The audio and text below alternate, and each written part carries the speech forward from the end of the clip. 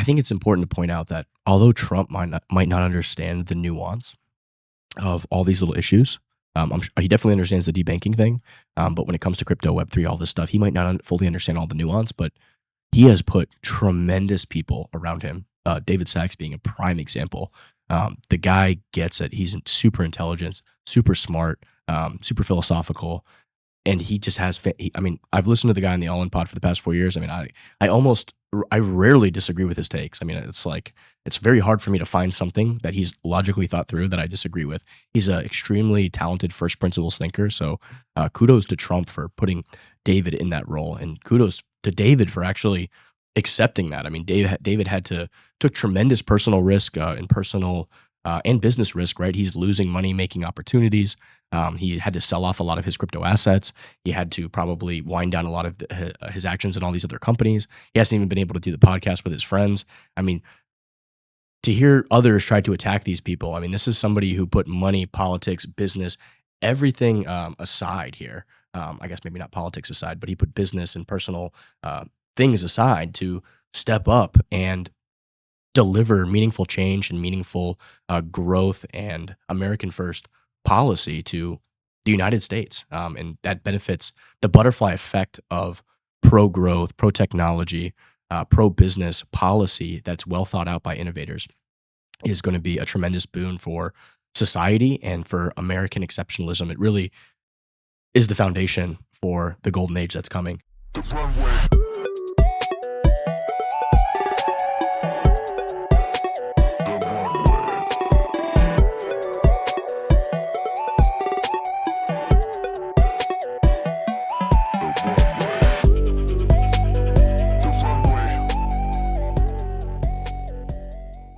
What's up, guys? Welcome back to another episode of The Runway, where we talk about current events, Web3, politics, technology, and more.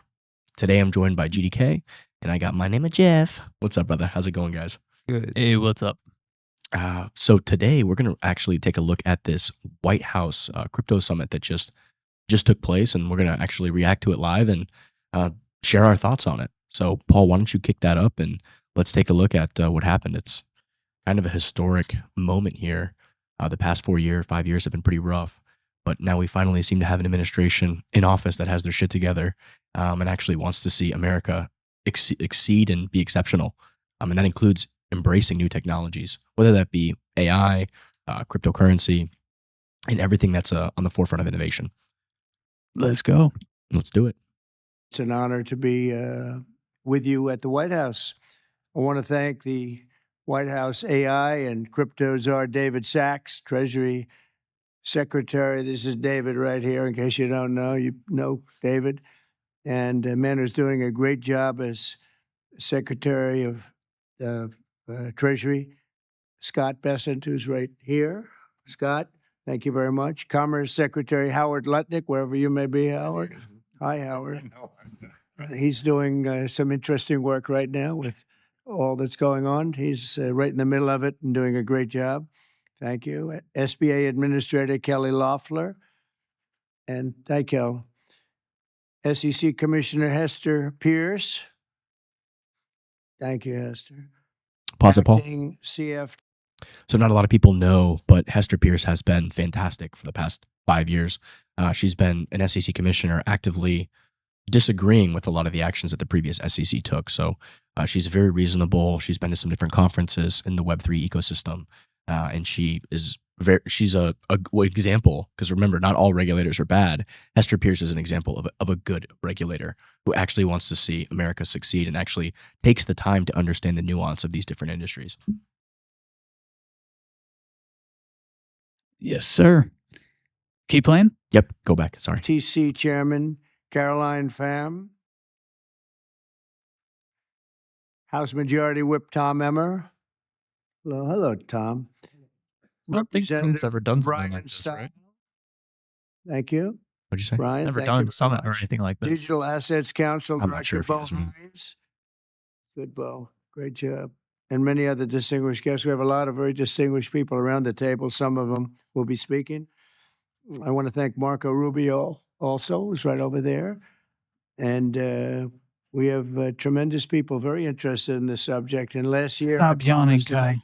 America, have a the baby. Give me a Bitcoin break. superpower of the world and the crypto capital of the planet. And we're taking historic action to deliver on that promise, as you know, around the table.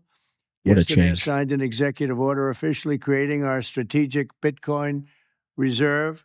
Possible. And this will be a So last night they put out this memorandum, essentially talking about the executive order and all the specifics of the executive order. And it was just like a breath of fresh air to read the nuance and the understanding.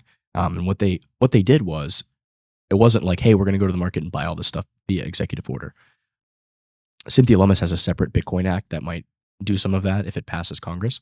But what Trump said is, look, if we seize any Bitcoin from malicious activities or fraud or whatever, that will go to the strategic reserve, and we're going to take the Bitcoin we already have and we're just not going to sell it. So I think it's a good foundational start for this idea of America signaling to the world that, hey, this is an important asset and this is like digital gold on the internet, and we are going to be at the forefront of the game theory of that, of saying, hey, this is very important. They also talked about a budget neutral way, which means not take people's tax dollars and buy more Bitcoin with it at the taxpayer expense, but figuring out budget neutral ways to accumulate more Bitcoin, which I think strikes the right balance of where people on one side can't be upset. It's like, hey, like we're just taking the Bitcoin that was already seized. It's not costing anything to the taxpayer. And I think this is the right idea. I think this is the right start to this. And I think Congress should have a say in this if we want to increase that. Well, so long as the seized Bitcoins, if it was seized because it was a scam or fraudulent or something, they were trying to return that first. Of course, yeah. Just like, hey, civil asset forfeiture, ours now. Yeah, I think they did do that with some of the. I think they have. That recently happened. I think it was. I want to say, I'm trying to think of the name of the exchange, but they got a lot of their stolen funds, and it was like Bitrex or something like that, and they basically, I think they gave it all back recently. So was it Mt. Gox? No, that's a separate thing. That was another one. But that was handled, I think, in Japan's courts or whatever. But it was one of these exchanges where they got a lot of this hacked Bitcoin. I wasn't know if that was that Razzle Khan chick who was like a rapper and a scammer, but they had recently returned.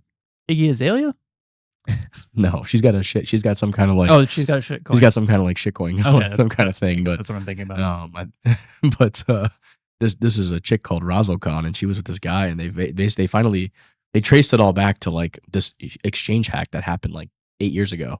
And they were just like posting everywhere and doing stuff, and they eventually got caught. Yep. But I think they returned a lot of that Bitcoin. So yeah, as long as it's not from that, I agree with you. Paul, you can play it again. A virtual Fort Knox for digital gold to be housed within the United States Treasury. That's a big thing, sir. No, that's a big thing. You notice how he said Fort Knox for digital gold.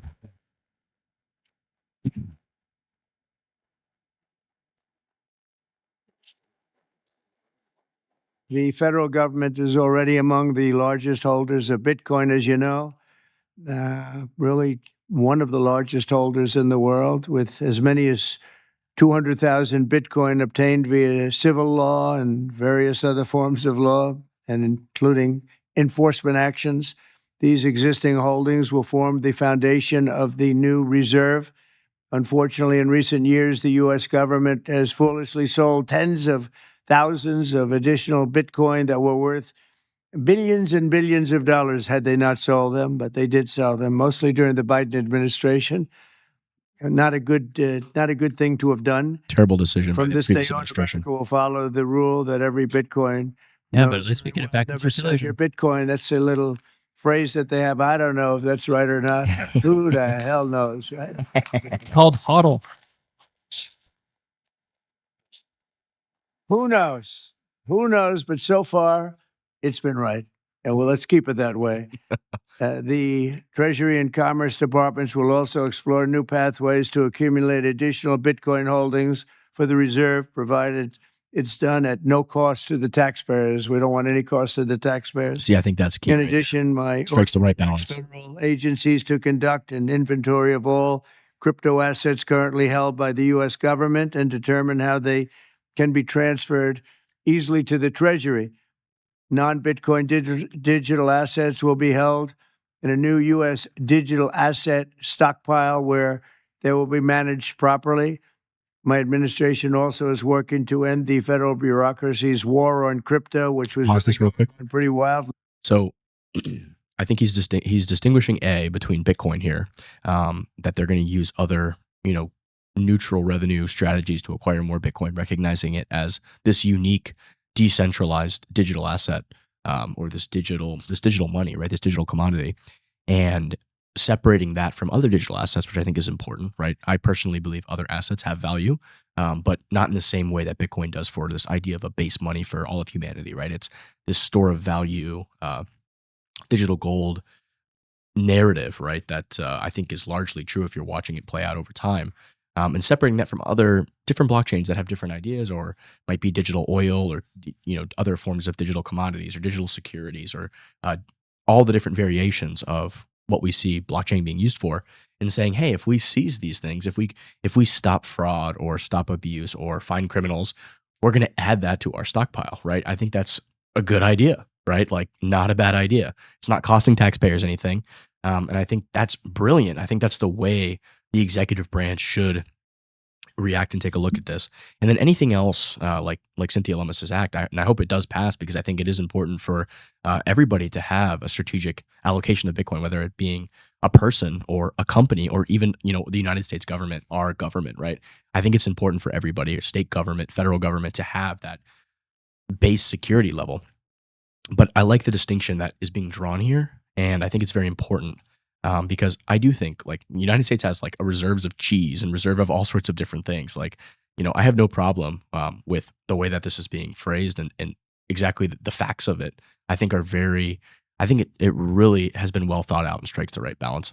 And then now he's going to talk about the war against our industry, which has absolutely been happening. So why don't you continue the conversation, Paul? During Biden, until the election came about 5 months before the election, he became a big fan, because he heard how many people were in favor of it and how many people love it and respect it. But I guess it didn't work out too well for him. People understood what was going on. Yeah, I think he hit the nail on the head, right? Like, right before the election, they want to just buy everybody's vote. They try to pretend that they haven't been trying to debank us behind the scenes and doing all this stuff. And it almost worked in a lot of ways on some people I saw. I just couldn't believe it. It was like Stockholm syndrome. It was like people like Hayden Adams from Uniswap, and even some of the guys from Ripple was like, donating to their campaigns. It's like, this is like Stockholm syndrome. Like, are you guys insane? People like Scaramucci going out there defending this total corrupt nonsense, saying that the Harris administration would be better for digital assets than this current administration. Like, are you fucking kidding me? Look at this. I mean, you couldn't even have dreamed about this from the other people. Oh, yeah, on the other side. If we had another year, another term of the Harris administration, no, they'd crack down even harder on all the crypto stuff. There's no reason to think that they'd all of a sudden turn a new leaf and like, oh, we realized the error of our ways. I don't believe that for a second. Oh, yeah, it's obviously a lie. But guys, feel free to tell Paul to stop if you have any thoughts on anything. I mean, I'm just kind of chiming in with thoughts that I have. You can continue, Paul. I'm just waiting for the more meat of it. Yeah.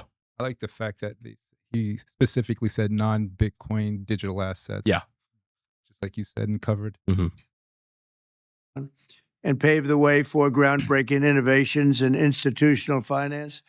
Under the Bitcoin administration, regulators strong-armed banks. I mean, they really did. They strong-armed banks into closing the accounts of crypto businesses and entrepreneurs, effectively blocking some money transfers to and from exchanges, and they weaponized government against the entire industry. But I know that feeling also. So yeah, he actually can relate to this. Yeah. And that you do. will soon be over, and we are ending Operation Choke Point 2.0. Wow. To hear the president of the United States say this and acknowledge this, and I mean, he's felt it too. They were trying to, the banking system was being weaponized against him, against political opponents. I mean, this is so anti-American. I honestly think heads should roll for this. I mean, this is totally un-American, totally unacceptable. And unelected government bureaucracies, agencies, etc., exerting, like, it's almost like a mob. Like, hey, you better shut down that account or we're going to audit you. Like, that's essentially what's been going on. I mean, this is un-American, completely un-American. And there should be accountability. I still hope they get to the bottom of it and they hold, a lot of these corrupt bureaucrats accountable for what they've been doing. Imagine if, like, back in 2017, and when all the IPOs were happening, how many companies left the country because of the uncertainty of what was going on. Yeah. I think it's important to say that, not everything, like, not every company is going to succeed. Not every crypto project is going to succeed. There are, probably 10 well-intentioned projects and maybe, out of 100, maybe one of them succeeds, even the well intentions, and then there might be another 100 that are just pure scams, right? But that's the way the free market works. That's kind of the way you have to navigate that, figure it out. Capital has to flow. It's got to allocate to different things and see what works, see what doesn't. You don't even have to go as far as calling them scams. Like they're going to be there regardless. But you can have projects that are trying to be legitimate. They just that's what I meant. That's what I meant. Yeah, like there's out of 200 projects, 150 might be like legitimately trying to do something successful, and maybe like 1 to 5 of those actually, have a use case fit that succeed, and then the other 50 are just like scams or meme coins or whatever, just gambling. But yeah, I mean, just like the early internet days, I mean, it's happening all over again. Yeah. What the difference is with blockchain, it actually allows you to, instead of just send data, which essentially was like, the previous wave of internet happening, the .com era. Now that's just transferring data. No one would have ever imagined like what you could do with transferring data. Now it's like, first it was, I can send a postcard, but now you can before you can even get into your bank account or sign up for a class, like you have to use the internet to validate that information. Now you're adding a value, transferring values, which essentially it's a whole new dynamic to what's going on. So I mean that's gonna, and I've said it before, revolutionize in ways that we can't comprehend because it doesn't exist yet. Yeah. Like, there's new things that will be created. So it's hard to even imagine. Yeah. So when they talk about like being in the time that we're in right now, this is truly, and they say it over and over, we're pioneering. But it really is like a time that we'll have a chance to pioneer and be at the front. And everybody has the opportunity to do it. Everybody has a chance to learn this technology and go out and be a part of it. Yeah, the internet, democratizes access to information, and the stuff like blockchains, like Bitcoin and projects, they democratize access to money, right? Giving anybody access to be able to store value in their wealth and their accumulated work energy through time, right? Through space and time, in a way that just most of the world hasn't had. And it's a fascinating time to be alive. Paul, you can kick us back off here.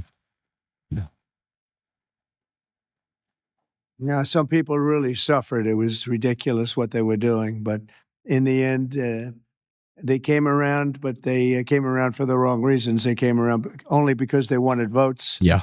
And they saw that tens of millions of people were against them because of what they were doing.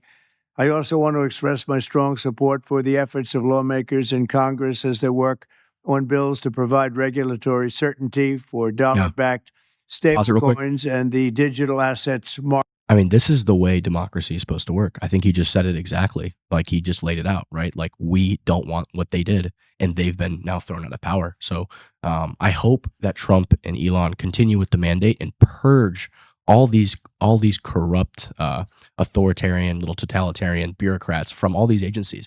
We want them gone. We want them out. We voted for him to do that. That is what we elected him to do. Because what they were doing is literally patently un-American. And, we've had enough, and we don't want that. So this is democracy working, right? This is exactly what we want.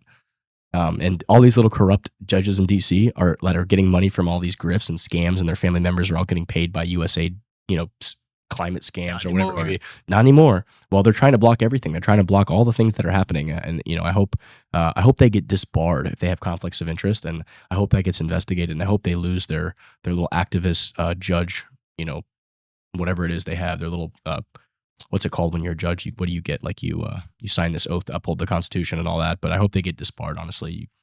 That's if they're lawyers. Yeah. All judges are lawyers. Okay. Well, whatever it may be, however they get removed, voted out, whatever it may be. I think they might actually be impeached. Impeached? I don't know exactly how it works, but it's interesting.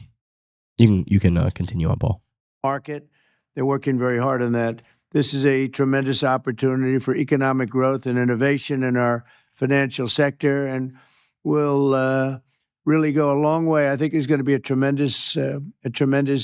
We feel like pioneers in a way, of tremendous method of growth, and things are very much tied, and we want to keep it that way. The U.S. dollar, long into the future, we're going to keep it that way. I hope lawmakers will send that legislation to my desk before August recess if they can.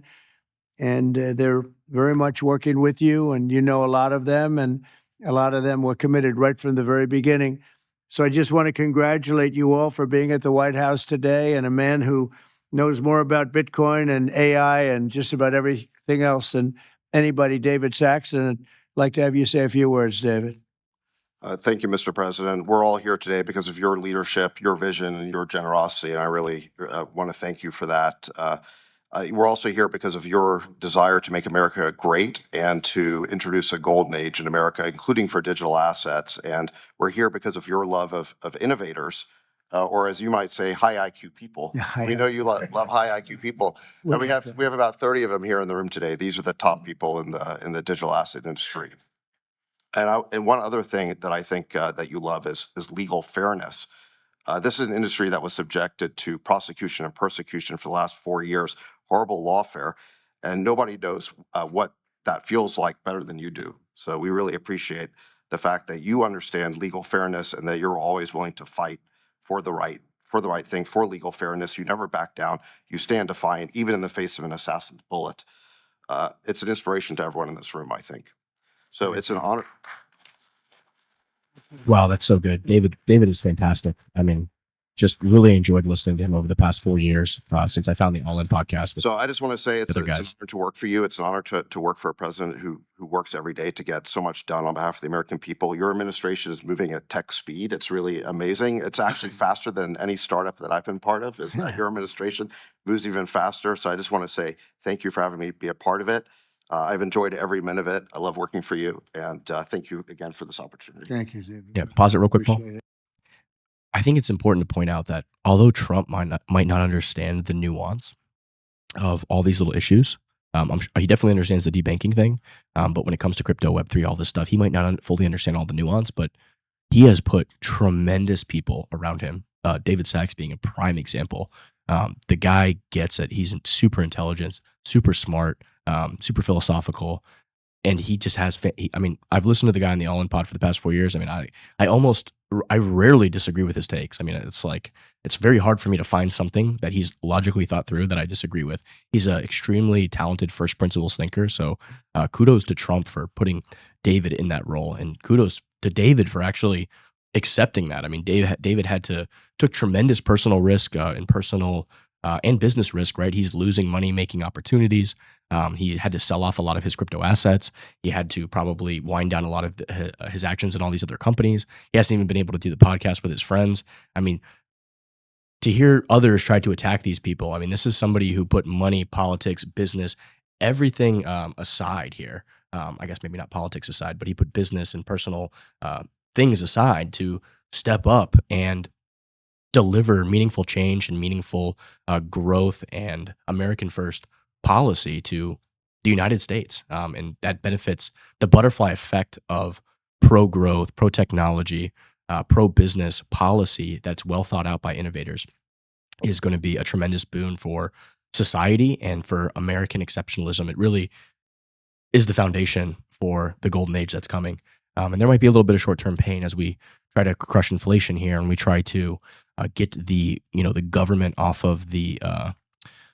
It's addicted to all this cheap money and easy money and printed money and taxpayer money, and it's funding just more and more bureaucracy. As we remove and pull back some of that, I mean, there's going to be some short-term pain, but I think just like small fires will clear out the brush in a forest, right? I think this is an example of what's happening here.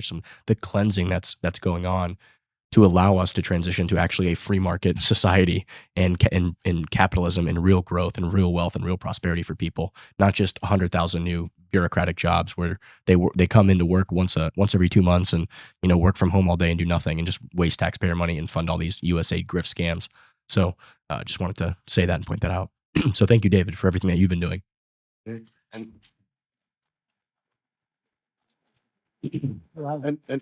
now I just want to pass the ball to Secretary Besson. Scott? Good. David, so today, when President Trump has signed the executive order to establish the strategic Bitcoin reserve and stockpile, we're going to position the United States as a leader among nations in the digital asset strategy. It's important for the United States to recognize this fact and get ahead of the other nations in the digital age. We applaud the president's direction to use the digital assets already in possession of the nation, and we are going to establish this Bitcoin reserve. We will use this authority to augment the asset side of the United States balance sheet. As I've said many times, President Trump is creating assets for the American people, while most past presidents have created debt. And a large part of this asset program can be in digital assets. We are going to end the regulatory weaponization against digital assets. The Biden administration's actions did nothing other than punish innovators. So And good. that all of you have made it here today is really a testament to your fortitude. Much of Treasury's responsibility in this order relates to the tax code and determinations around risk weightings. And I'm here to assure you that we are going to work with the controller of the currency, the IRS, and we're going to rescind and amend all applicable previous guidance. And we are going to put a lot of thought into the stablecoin regime. And as President Trump has directed, we are going to keep the U.S. the dominant reserve currency in the world, and we will use stablecoins to do that. Thank you. All right, Paul, can you pause? Yeah, so good. I mean, Well, there's a lot to go on with his statement there. So he's talking about stable coins. Mhm. Now the question is, is the U.S. government going to launch its own stable coin? Or are they going to piggyback off of USDC, USDT, DAI, yeah, any of those things? Trump actually recently just signed a ban on central bank digital currency. So Right. absolutely not. That That- is not the it take does- of the administration. It doesn't necessarily need to be a government production for it to still be a CBDC, because with the whole U.S. aid and funding NGOs, all of the NGOs were not government organizations, but they all got their funding from. I see what you're saying, but yeah, the very idea of what a central bank digital currency means is that it is Well, I the mean, central bank launching the digital currency. So our current bank infrastructure, the Federal Reserve, is a private institution. Mhm. So I'm just still worried about stable coins and all those yeah, types of things. I think this is such a multifaceted issue, but right. I'm I just think bringing my concerns up. yeah, Like, I think we'll see what he does, and devil's in the details, but Mhm. it's a concern I have. Yeah, I think it's a legitimate concern. It's something definitely to think about, and it's very nuanced. I think that the take from this administration is allow whoever wants to issue a stablecoin. Like we have USDC, USDT, and there's some infighting going on right now to try to Get dominance. USDC wants dominance. They don't want USDT to have a role, which I hate that. I hate this whole thing where you try to gatekeep, you try to get in and gatekeep. And I think that's a big part of the crony capitalistic nonsense that's wrong with America. Yes and no, because you're having companies, in this case blockchains or tokens, competing with each other, and you want to crush your competition. Coke is always going to say how they're going to smash Pepsi. Yeah. I mean, that's good-natured rivalry.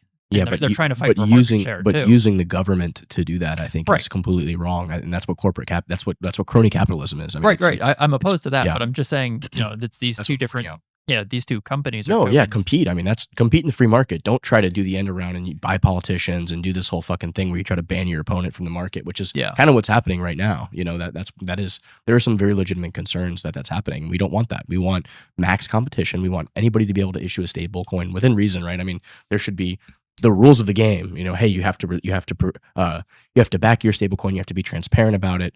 Those are our regulations that we do want, right? We want to prevent fraud, right? We want, hey, transparency, no fraud, but compete on the merits, right? Maybe one stable coin, give some APY back to whoever holds it. Maybe, there's different ways they could compete and do things, right?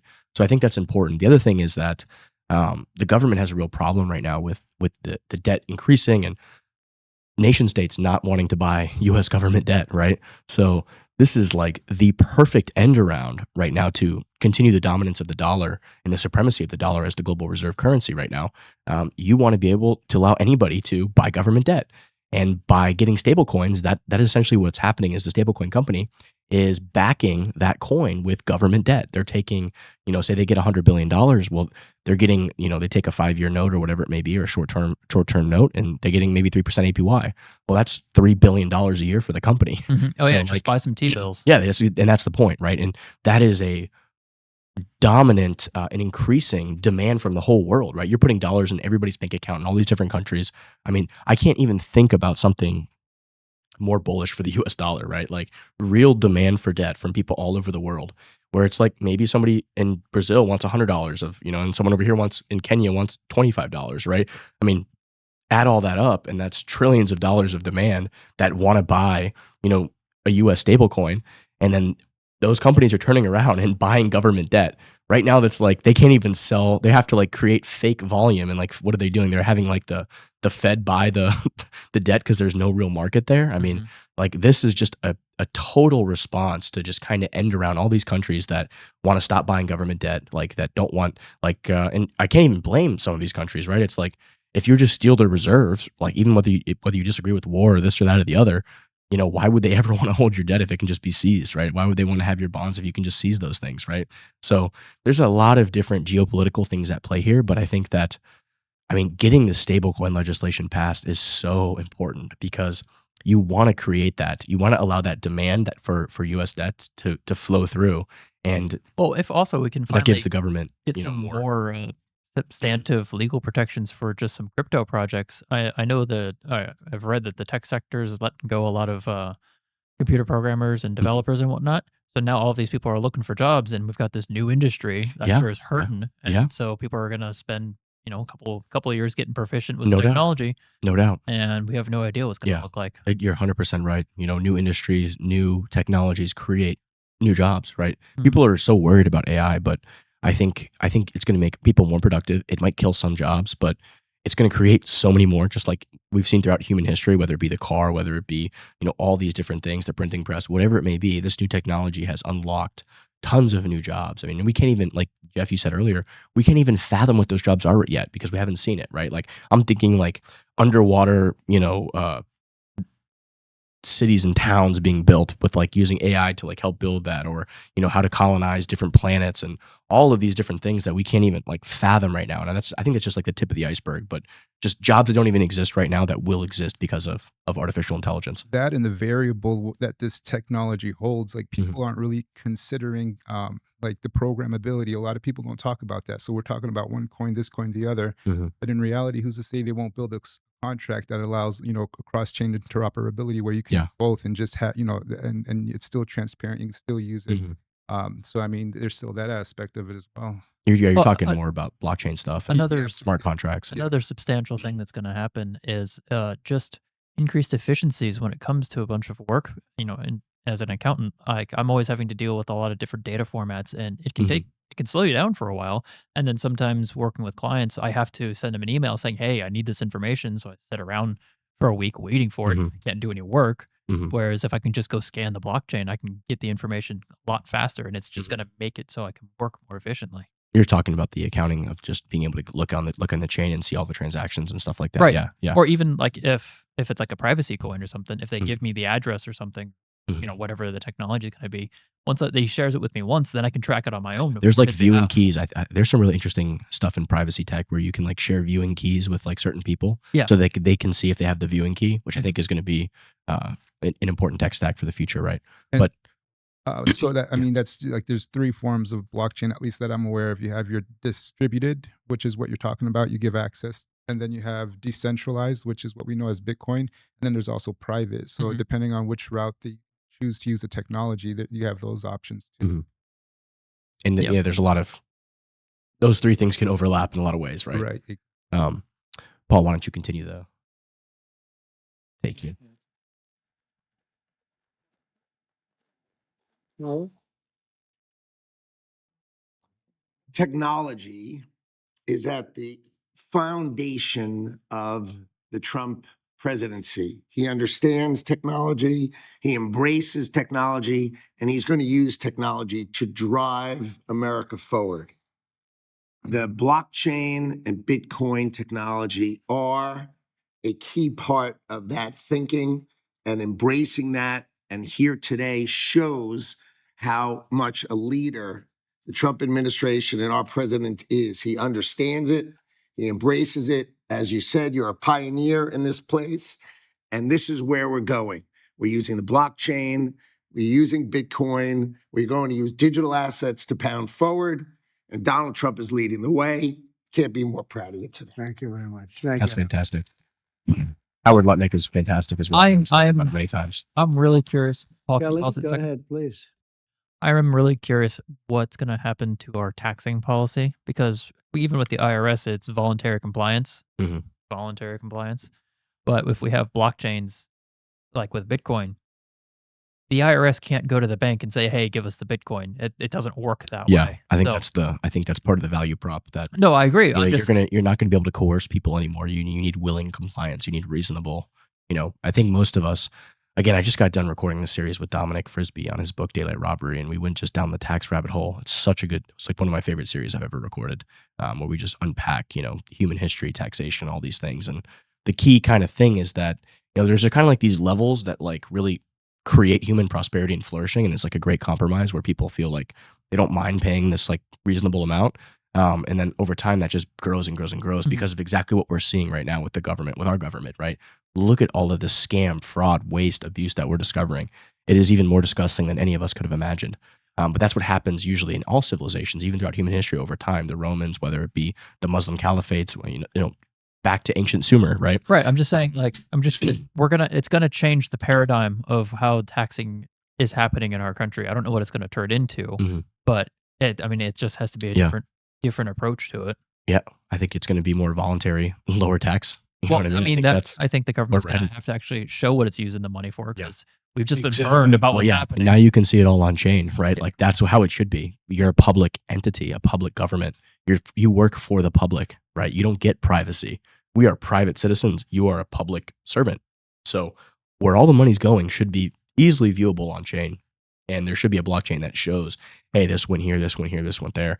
I know we talked about this a couple weeks ago, but Or even if you're doing like black ops activities, whatever it may be, you just label it black ops activities, right? Then we're like, okay, we know that's something's going on here. well, I mean, we could also just be like, I don't know how they would enforce it, but they say you have to pay 10% of your income to the government, but then you get to choose what projects you put your money into Yeah, or something and like you can that. see it on chain. I think that's brilliant, and I think that can be programmed and done with the technology that we're learning about today and the technology that we're growing and developing today. There's just I going think to be a that lot of pain to figure that out. I think that absolutely can be done. Yeah, Where right. like if this is just smart contracts automated on chain, right? Which is brilliant, and that's how it should be. Then people will actually care.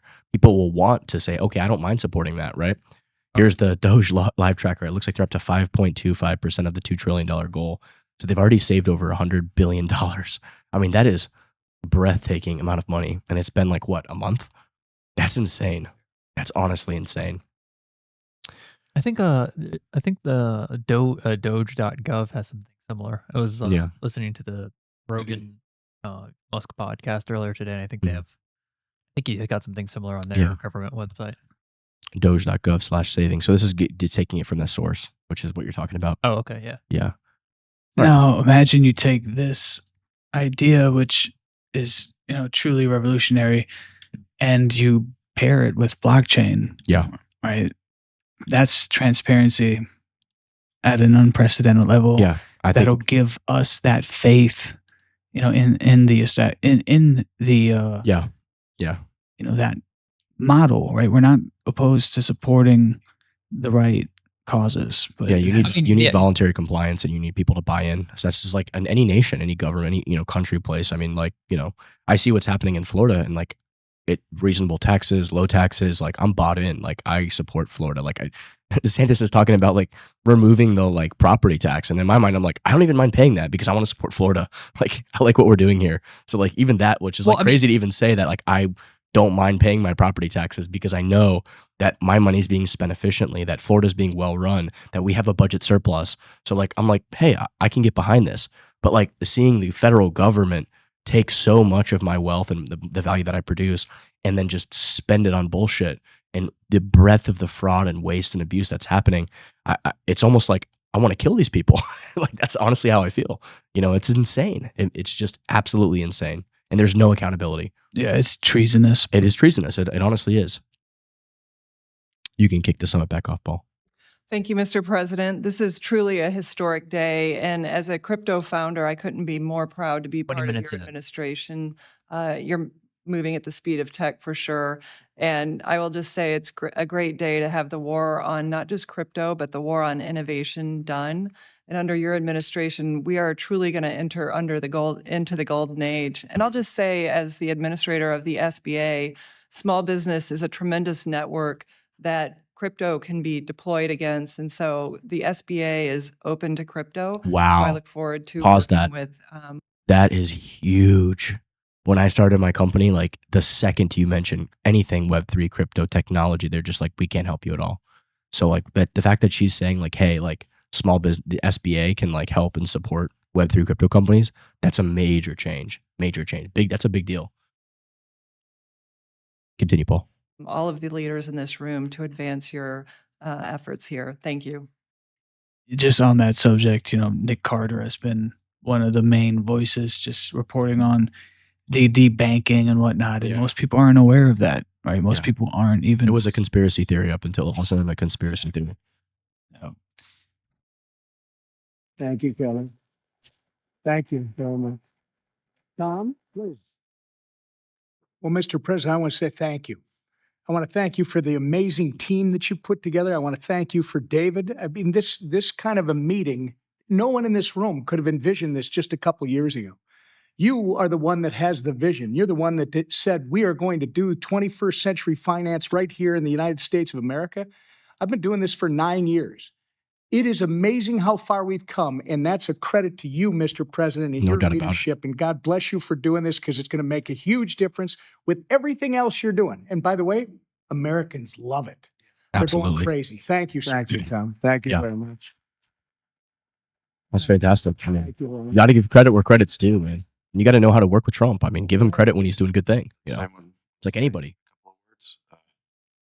Cameron or Tyler, do you want to? You're very shy in front Actually, of the camera. Cameron, I think you said something earlier that I thought was really Oh shit, Michael Saylor in the said that building. A year ago, you thought it would be more likely that you'd end up. There's in that jail FIFA than World Cup at the trophy. White House. You got, not to Is put you that on the really a spot, FIFA World Cup? You didn't do That's anything wrong, but that hilarious. was Why the is that in the environment White a year House? Pause it. ago. So before the stream, I watched I was trying to like watch the first 5 minutes, and I just saw that there was the guy, they were talking about how they were bringing the World Cup to America, the next one, I think. And Trump, I guess, helped land that in his previous administration. So he was the one responsible for bringing I think it's the 20, when is the next World Cup? 2028? I'm not sure exactly what year, but. Doesn't it coincide with the Summer Olympics or something? Yeah, I want to say when is the next World Cup in the U.S.? Let's find out. North America, so I think it's going to be Canada, U.S., and Mexico. I assume you mean World Cup instead of World Cup. So Dude, 2026, okay, will take place from June 11th to July 19th, 2026. It will be hosted across the U.S., Canada, and Mexico, with the majority of the matches in the U.S. Yeah, so I guess Trump had helped land that in his previous administration. And now that he's back for his second administration, or really technically his third, probably. No, his second. Well, his second, but it should have been his third. But the way after all of the scammery that occurred, but yeah, so he wouldn't actually be here had that not all happened. So it all worked out. It seems like it all happened for a reason, and now he's actually going to be in office when the World Cup happens. So. But that's the guy came and presented and showed the trophy for the World Cup, so they left it there. It was pretty cool. All right, Paul, you can restart. But you guys want to say something? That's a massive sign of respect. Tyler who said that? but it's, Sorry, I still get mixed up.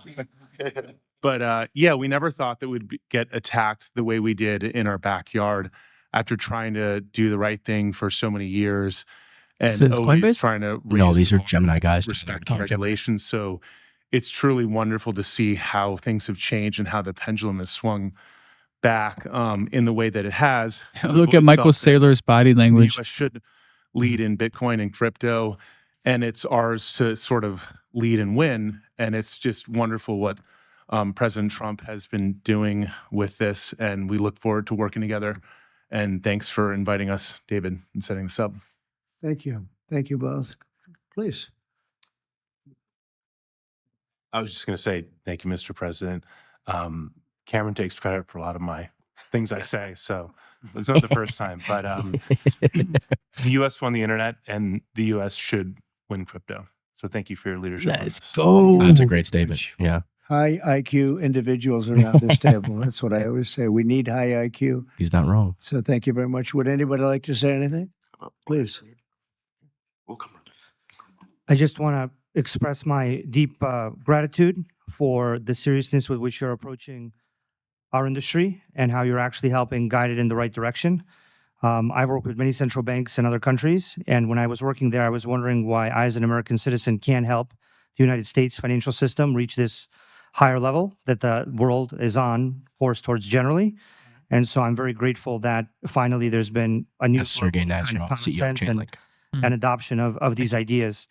Dude, I Me was and a lot of people in wondering this room why do believe Link that wasn't the included crypto, in the blockchain, strategic Web3 reserve. infrastructure is the next iteration of the financial system. And I think that the U.S. should have its leadership position continue in that new financial system. And I'm very, very happy to see people like David Sachs, Secretary Bessent, Secretary Lutnick taking this very seriously with their time, and very grateful them too. So I'm just overjoyed to see this, and I think it is a big part of how the U.S. can continue its role in the global financial system. So thank you. Thank you very much. I thought it was very important that we stay in the front of this one. This is a big one. And as you know, China is pushing forward and very strongly as usual, but we're way in the lead as we are in AI and other things, and we want to stay there.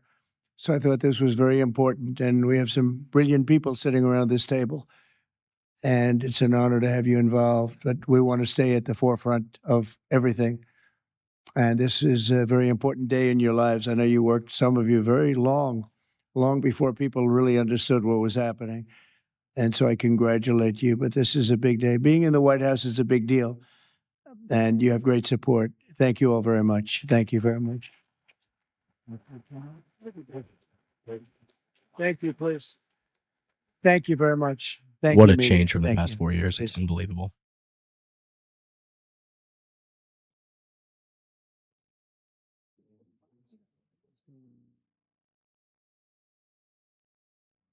I think something happened to the feed, Paul.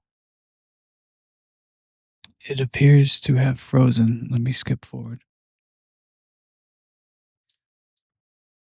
So on a side topic, while Yeah. we're waiting for that to come back. Yeah. Oh.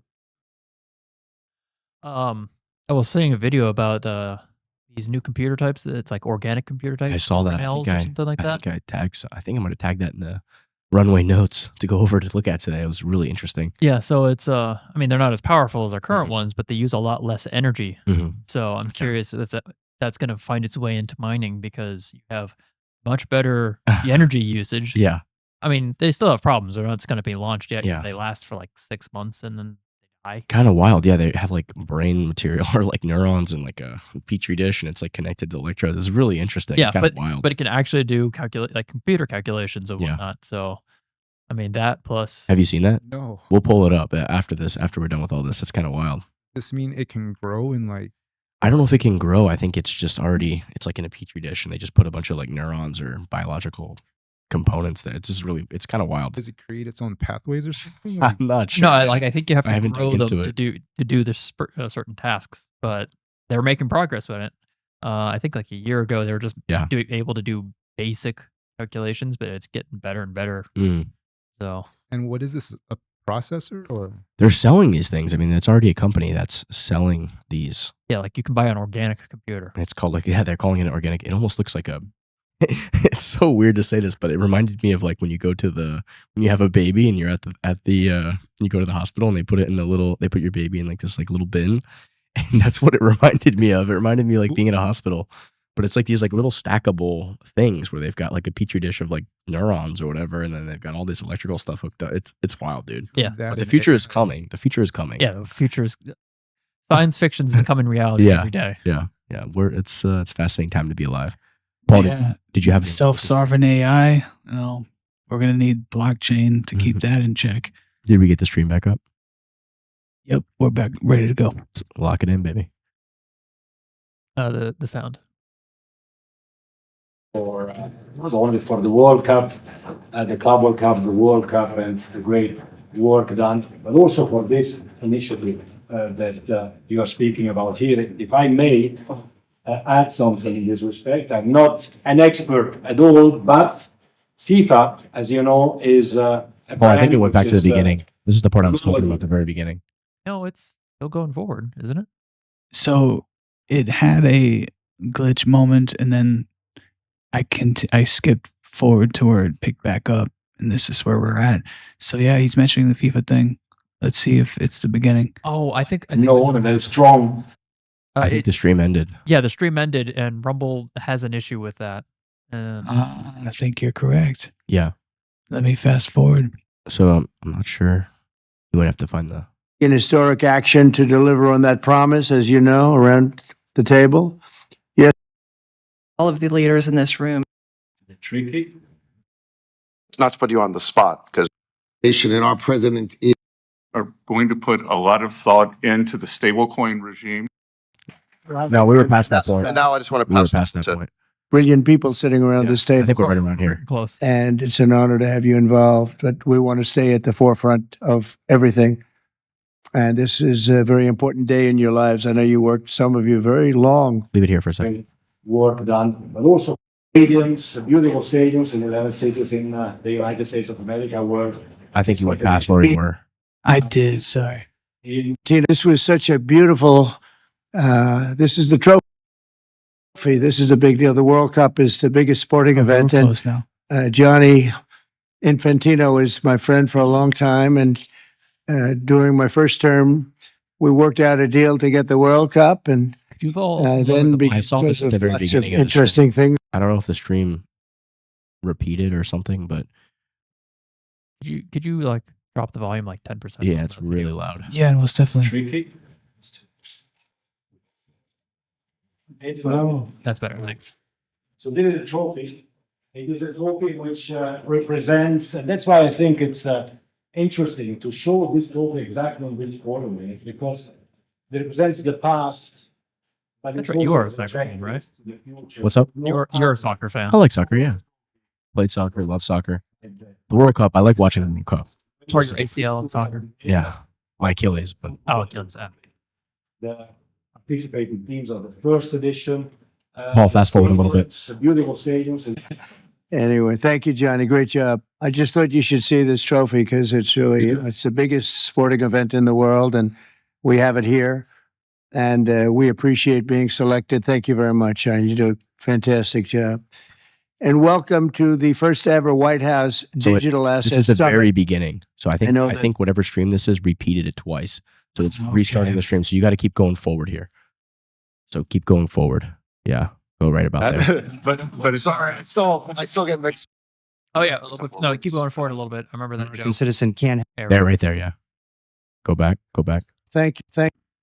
Right there. And AI right. and other things. We'll and take we it. want to stay there. Just leave it right. So I thought this was very important. And we have some brilliant people sitting around this table. And it's an honor to have you involved. But we want to stay at the forefront of everything. And this is a very important day in your lives. I know you worked, some of you, very long before people really understood what was happening. And so I congratulate you. But this is a big day. Being in the White House is a big deal. And you have great support. Thank you all very much. Thank you very much. So I think this is right around where we left off. Thank you, please. Thank you very much. Thank you, media. Thank you. Please.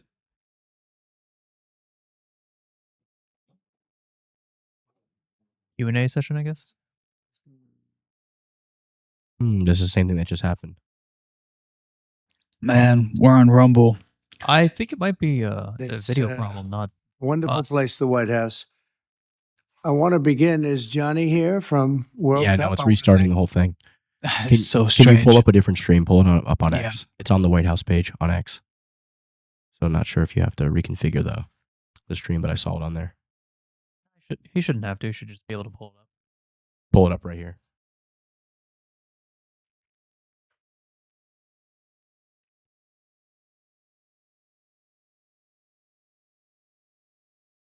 I think it's the top there. You see the White House? The White House right there. Yeah, click there.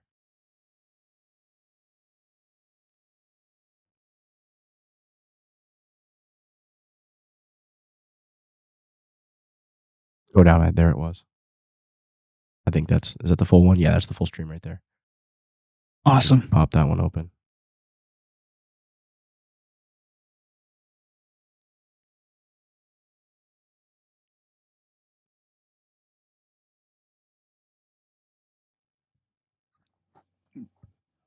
Okay, I was having issues with a Instagram live stream. Oh, really? I was trying to fix it. After an hour, it kicks you off. It's so strange. Oh, really?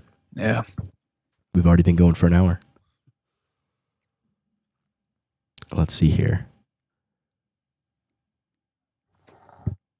All right. let's talk about the one I have at the top. Switching from bottled water to filtered tap water could cut your microplastic intake by about 90%, from 90,000 to 4,000 particles each year. So have you guys been like cued in on like how bad plastic bottled waters are for you? I've switched to using it for mostly, if I can, I stick with like my sparkling water, or I use this glass bottle that I've been refilling.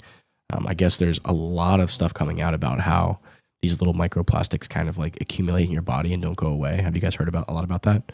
And they bind to like estrogen, and potentially could cause cancer, could potentially cause problems. They're we don't know. endocrine disruptors. Yeah, it's just not. No, doesn't seem like a good vibe. Yeah, so. I've heard of it. I mean, I do try and go with sparkling water, but of course, I mean, I drink some too sometimes. But what's available is this, so this is what I go with. The majority of the time, I try to like refill my water bottle. I mean, I'd even go bottle. with just like a can of water, but like Liquid Death, it still has a plastic lining, and I'm like, even when I'm trying to go away from plastic. Wait, what did you say? What has a plastic lining? I think Liquid Death or some of the other cans, they do have plastic linings on the inside. No. Yeah, most cans do. Are you serious? Yeah. So even your can there could still have a plastic lining. Are you kidding me? That's insane. I had no idea. I thought, I'm safe. I got these little metal cans. Yeah, I know. So they sneak That's it in. the most absurd thing I've ever heard. Why would they do that? Crazy. Let's find out. There was some reason I read once. Let's see. Let's find out why would, ask Grok. Let's see what Grok has to say. Why would metal cans use plastic linings for water? I don't know. I know with glass bottles, on the rim of it, they usually have plastic on the top. I mean, it's a lot less plastic. So yeah. We're talking about the yeah, even those. If you look underneath, they usually have a there's like a little tiny bit. But it looks like, but that's I mean, like that's fraction so of it compared to an entire bottle. Of course, so if you don't have it touching it too much, you're fine. But yeah, so it's really just about preserving the metal.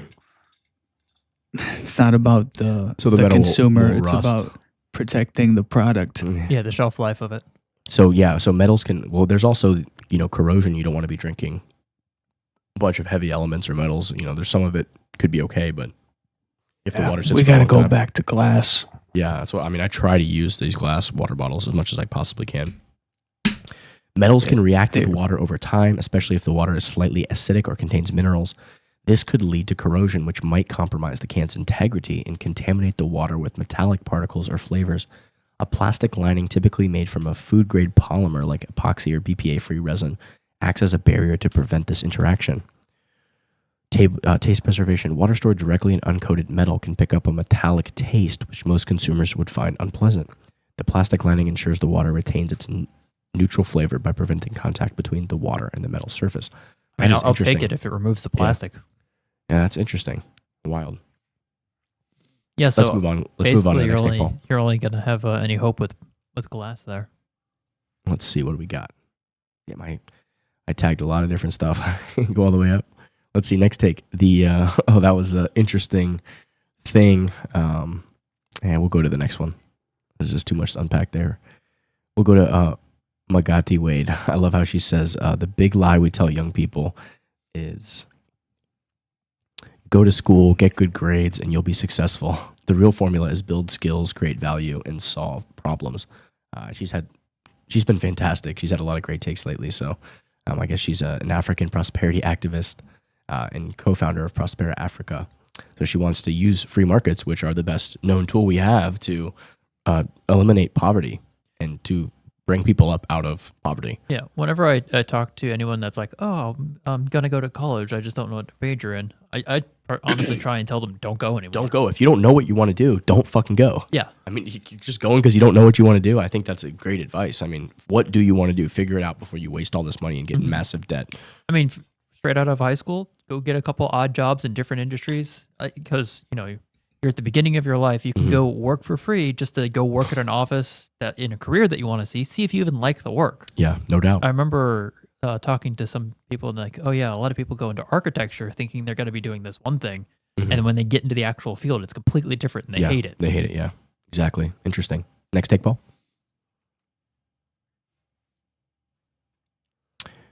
So this was a go up a little bit, kind of talks about the White House. With their executive order. So it was really well thought out and written.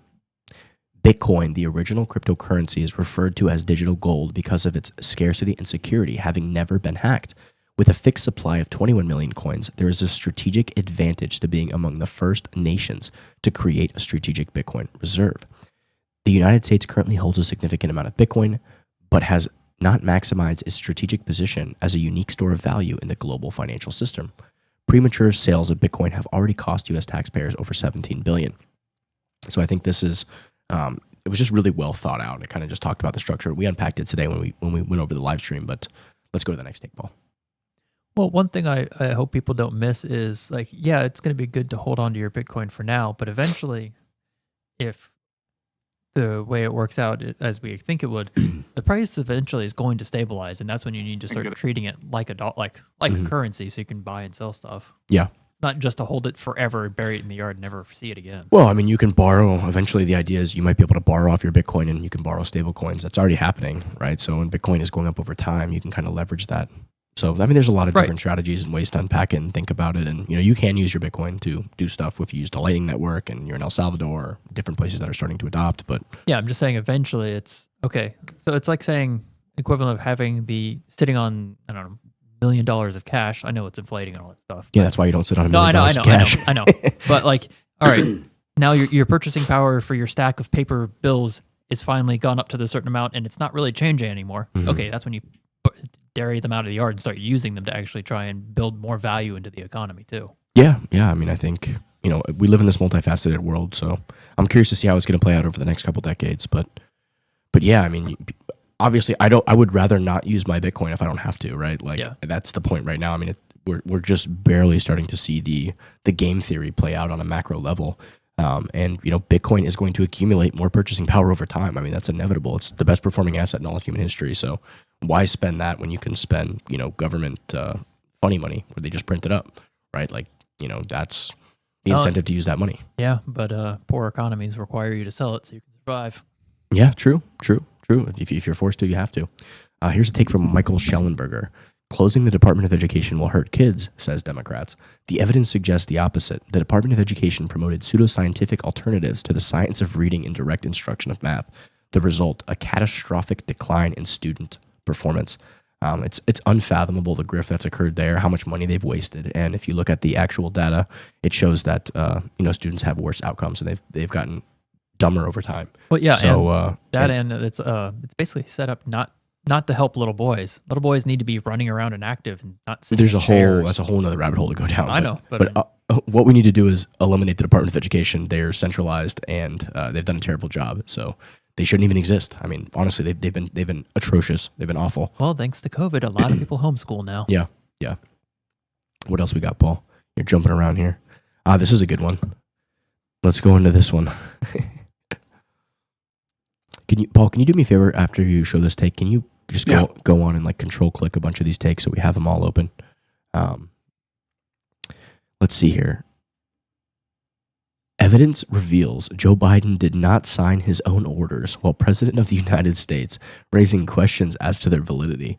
So the House Oversight Project has basically found out that all of these executive orders were probably not ever signed by Biden. He might have not even seen them.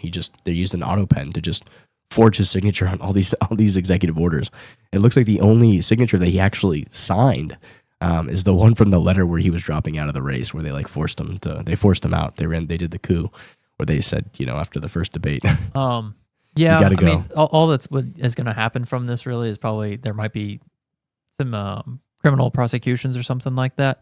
But the amount of lawyers that it would be required to actually try and figure out what you would do if these were all illegal executive orders, it would stop the country in just lawsuits and litigation. I'm pretty sure a decade. Whatever president's in power now can just overturn them regardless. I think that's the case. Right, but I'm just saying legally, to legislate all that, it would take an army of lawyers in over a decade to try and figure out how to handle that. But massive fraud, massive bullshit, which we all knew was happening. He was not really in power. It was just a total unelected bureaucracy of career bureaucrat swamp creatures that were pretty much doing everything.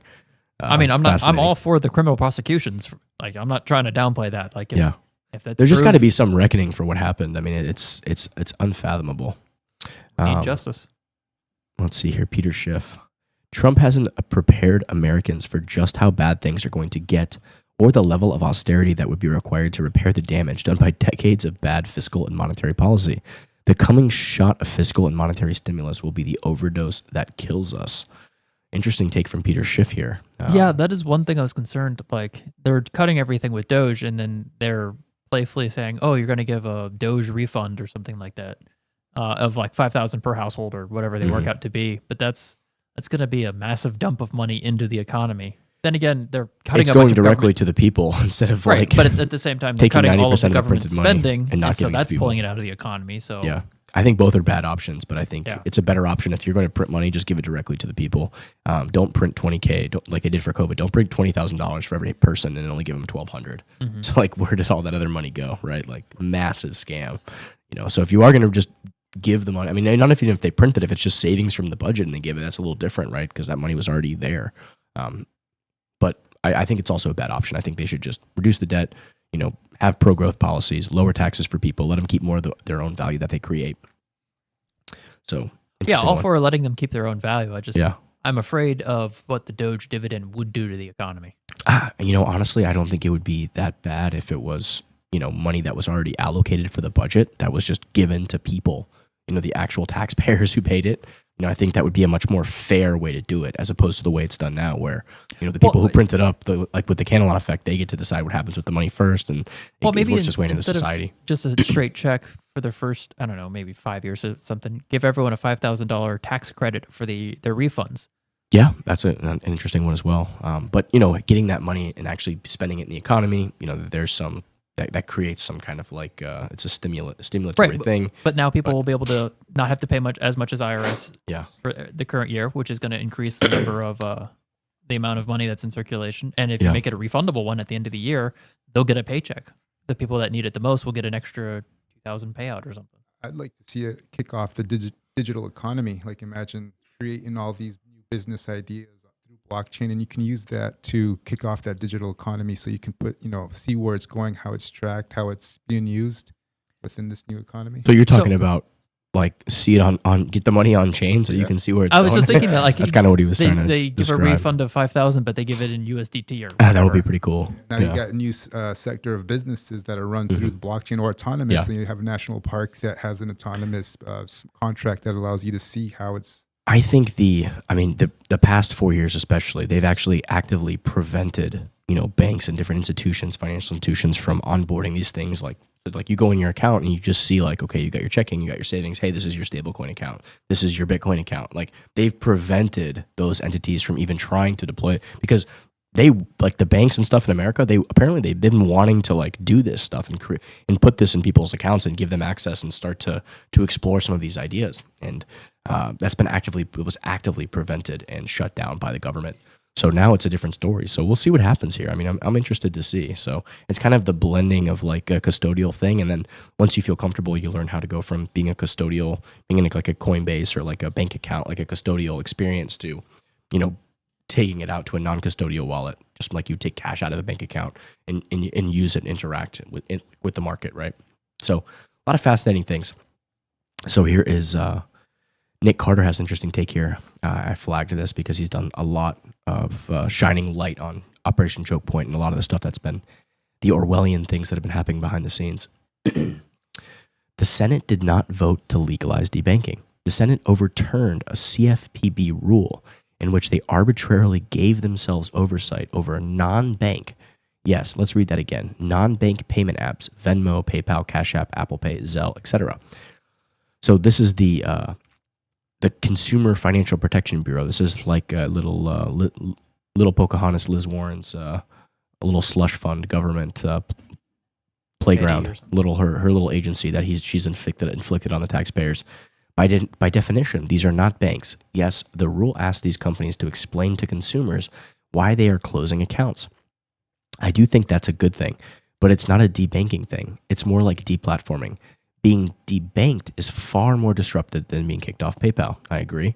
I'll go up a little bit. I missed it, Paul. Oh, there we go. Okay. It's not ironic that the Senate overturned this rule despite having hearings about actual debanking, such as crypto firms experienced. This is really a fight about the CFPB's authority and mandate Arguably, the CFPB does not need to exist. I agree completely. They've only been around since 2010. They were created at the behest of Elizabeth Warren. Their mandate overlaps with several other financial consumer protection agencies: FTC, OCC, Fed, FDIC, NCUA, SEC, state. I mean, it's just so out of control with all these like little agencies and bullshit. It's just, that's probably not even close to all of them. Yeah, it's just gotten so ridiculous. I mean, you can't do it. You can't even move without getting like being in violation of some burdensome bullshit regulation. This is really just a fight over the limits of their authority, and Senate Republicans are paring them back. Actual debanking is being tackled via changes to supervisory regulation at the Fed, FDIC, and OCC, which are underway. Tech company deplatforming is a problem that extends far beyond payment apps. Historically, this has been weaponized against the right. If the left wants to get on board, by all means. So far, they've been huge fans of using tech companies as a constitutional end-around to freely deplatform political opponents while avoiding First Amendment issues. The CFPB has done nothing on debanking except for making noise about it. When the conservatives were being debanked, they sat on their hands. When the entire crypto space was deprived of bank access, they did nothing. They are not a champion of the debanked, and it's baffling that they are presented that way. Yeah, I couldn't agree. I literally could not agree more. I mean, it's a giant taxpayer grift. That whole bureau needs to be completely eradicated and shut down. Next take, Paul. This is a funny one. Elizabeth Warren's salary, there she is, $285,000 a year. Her net worth is $67 million, and she wants to stop you from finding out where your money goes. Yeah, she's one of the most vocal advocates against all this Doge stuff of exposing the massive grift and fraud. I agree with Tim Pool on this one. I want them to keep saying that because they will be voted out in the midterms, because there is no way for you to say it is a bad thing to find waste and fraud in the government. Yeah, I mean, it's like... There's no way that you can make that Did you argument. guys watch that Trump address to the nation the other night? The State I of watched Union, the whole State thing, of the State of Union? the Union. It was unbelievable. Oh, I yeah. mean, I just like... The We're living in two different realities. I mean, these people are so delusional, unhinged. The only thing the Democrats clapped for was us giving money to Ukraine. That They is didn't clap crazy. for some kid surviving brain cancer. Oh man, such a bad look. I mean, Yep. I couldn't believe that. I was shocked. There was like talking about like, clapping for like victims of like murders, and like, this little boy DJ who had literally survived brain cancer, and they made him like an honorary Secret Service agent for the day or something like that. And they just sat there and like didn't. I'm like, oh my god, like who is running this party? I mean, I hope that they keep doing this. I mean, they're so disconnected. They all had their little signs, and then they did their little. They repeated their same little speech. They all read the exact same script. It was like, are these all people those even videos. actually alive? Like, are these actual real people? Or are these robots? I literally don't even know anymore, because they all just read the same script. The same. There's no individual thought occurring. I mean, it's a scary time. What's to funny be is part that of the that's Democratic actually Party. a TOS, terms of service violation, to have strategic, Yeah. repetitive. I've been thinking about this shit, because this is the problem with this whole thing about these, like, it's a private company, they can do what they want. Well, no, it really wasn't the private company doing that. It was the government using the fucking, using the reach around. They don't believe that at all, though, because then a private company like X starts doing things and they lose their mind. Yeah, exactly. It's a bunch of bullshit. But then here's the thing, like, they selectively enforce all of their terms of service. Yeah. So like, it's like complete bullshit. Like, hey, like, if you're going to say this is our policy and our terms of service, but then you're only going to selectively enforce what you want of your terms of service, I mean, I think that's just, there should be that's like fraud. It's fraud is what it is. So there should be some way to go after that fraud, right? Like, if you have a terms of service that you and everybody that it's on your platform has to abide by, and you selectively choose how to enforce that terms of service that everybody agrees to, that's fraud. Well, not only that, they also change the terms of service like every month. Yeah, that's totally crazy. Totally crazy. And like it's an entire book of information. Most people don't have the legal background to read and understand. There's got to be a way to attack that, especially with the selective thing, and like, just it's literally fraud. Like, you're saying, hey, we're going to abide by these terms of service, and then you're not abiding by your own terms of service, and you're constantly changing your terms of service. Which, you can argue, hey, look, it's a company, they have the right to make their own terms of service for their product, but if you're making a terms of service, you should also have to comply with your terms of service. So, interesting way to think about it. So here it is. Here's another one. Trump has now signed a memo to require these activist groups pay the government's legal fees and damages if their injunctions against his executive policies get overturned. Why is this huge? Many of these judges are linked to the nonprofits with an interest in thwarting Trump's cuts.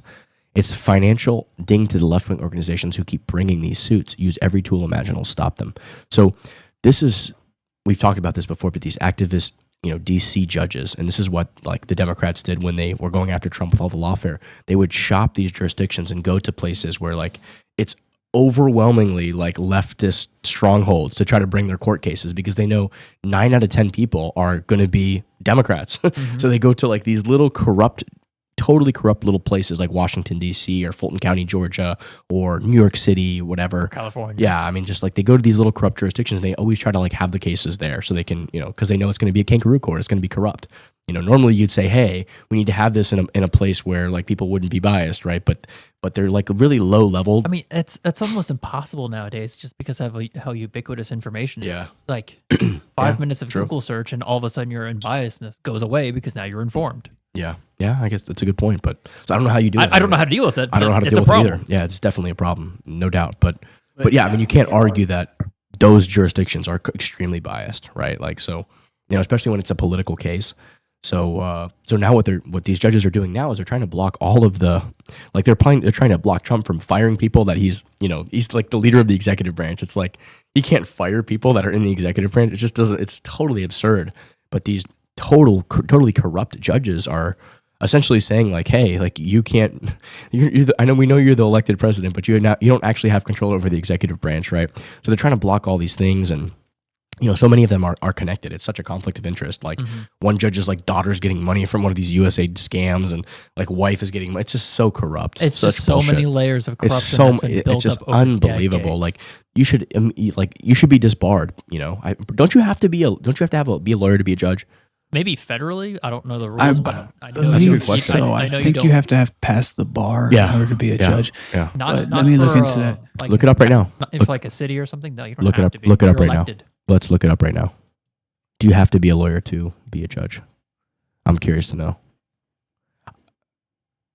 I don't know how you wouldn't have to be like have a legal background to be a judge. That just blows my mind. Yeah, no, that's part of the problem. So some of these judges make ridiculous rulings. Oh, that's insane. You don't have to be a lawyer. Yeah. Wow. That's why you get some of these rulings that are okay. insane. So That's federal. some bullshit. So for example, most federal and state judges are required to have a law degree and legal experience, typically as practicing lawyers before they're appointed or elected. So I'm going to become a doctor without going to medical school, guys. Apparently it's the norm. Is that at a federal level? Well, I mean, or at the same local? time, the reason they do that, the argument is because you don't want all of the people that are, indoctrinated through the system. You want an average person that says, "Hey, this law is ridiculous. Get it out of here." Well, the judges, that's not their role to. Is that at a state? It is though, because sometimes their judge is to judge the law.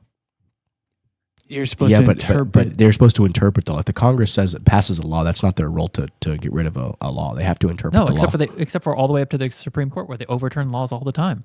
Well, not all the time, but that's what happens. That happens. Well, the Supreme Court, I believe, can say a law is unconstitutional, right? I believe and you can do that to the state constitution. Okay, interesting. Okay. I like the idea of these sunset, clauses. Oh yeah, like sunset everything. Most a law can stay on the books as 20 years, and if you like it, just vote for it again. And it stays on. Otherwise, it goes away. The way I see this whole thing here, that Trump, this executive order to require these activist groups to pay the government's legal fees, I think that is a checkmate to George Soros, and essentially, it's going to stop these frivolous cases that are just all these lawsuits that are just clogging up the court system, just intended to slow things down and hold up the process indefinitely. Well, that's how it works with like private cases. I think like if somebody sues you and they have you can countersue them for the damages of the situation or have them pay the court costs if they lose, right? That's how it should be. I mean, you pay the cost of bringing that case, right? You pay for the government side if you lose, right? So it's interesting. Again, I think it's important to be nuanced here because you don't want people that have legitimate grievances to be fearful to bring a case because they can't afford it. But something needs to be on the line for these people because there's got to be something. I agree with you. Yeah. You can't just falsely accuse constantly with any consequence. But check this out. You bookmark this one, and it's a minute. We'll play it just to highlight the absurdity of government spending. Yeah, that's a great one. Just a nice 1 minute. I don't clip. think I've seen that. Yeah, this guy's just. I think it's. We're only at the early stages of what the Doge movement is doing. President Trump's only been in office, remember, for 40 days, so Elon Musk has only just begun this process. I think that we are going to find an enormous amount of savings. Elon has talked about $1 trillion a year in waste that he thinks he can find. That's $4 billion of your tax dollars every single day that is being wasted.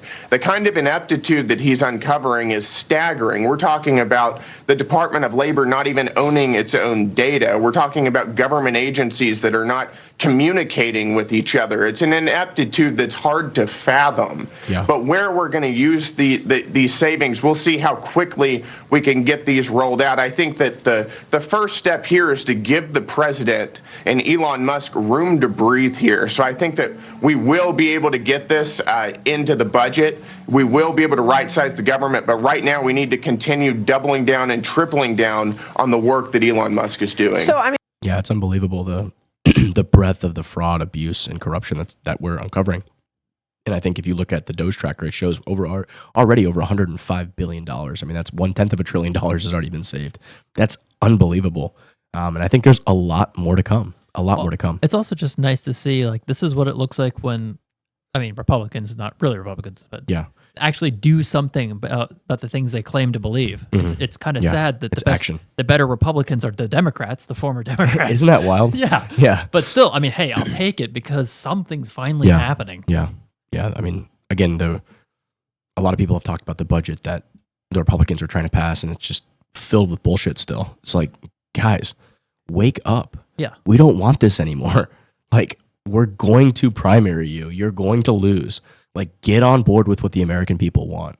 We don't want this grift anymore. We don't want all your little pet projects for all your little states, all your little bullshit.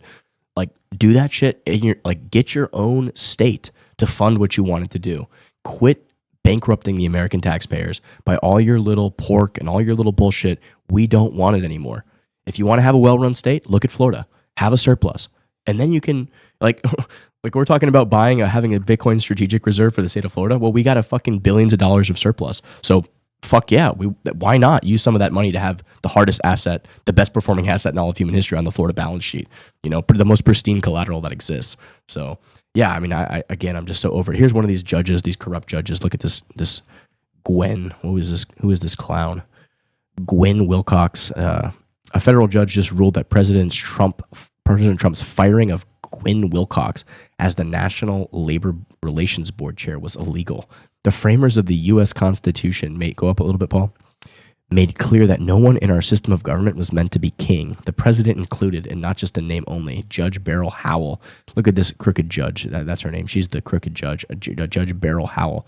Yeah, it's just absurd on its face. The executive branch can't fire and hire its own employees in its own branch. Like, what is she even talking about? She doesn't care. She's saying whatever she has to say to get what she wants. Yeah, she will make any argument.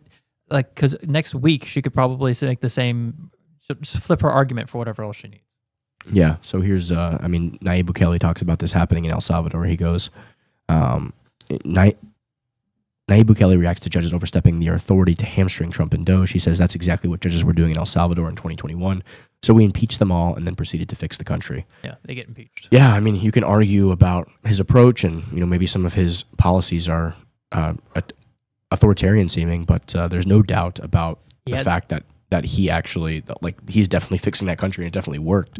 But the problem is if you have to rely on one branch or one, figurehead that's in charge, a lot of times shit can get done if that person's good, but then you can also end up with people that get power that are just absolutely atrocious and terrible. So there does need to be some checks on all of this. And I think the bigger problem is just kind of the culture that's produced the current situation we're in. Mm-hmm. Like, if you want to have a good governance, you need to have good moral people. Yeah. And so we're fixing this, but that's just a Band-Aid. Mm-hmm. At most it's going to do is maybe buy us 20 years or whatever. Yeah. And we got to figure out, we got to get rid of the Department of Education that's teaching just random terrible things. Politics is downstream from culture. Yeah, that's exactly. a quote for a reason, right? So, look what we're getting with the Department of Education.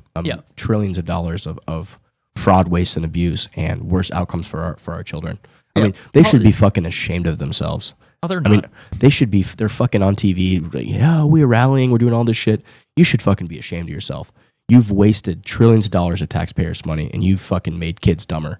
Like, fuck you. Seriously. Like, you don't have a fucking leg to stand on. Don't you understand? They haven't spent enough money yet. It's one thing if you can demonstrate to us and say, you know, across the board, since the Department of Education got power, money, and control, and student outcomes increased, then you've got a different argument.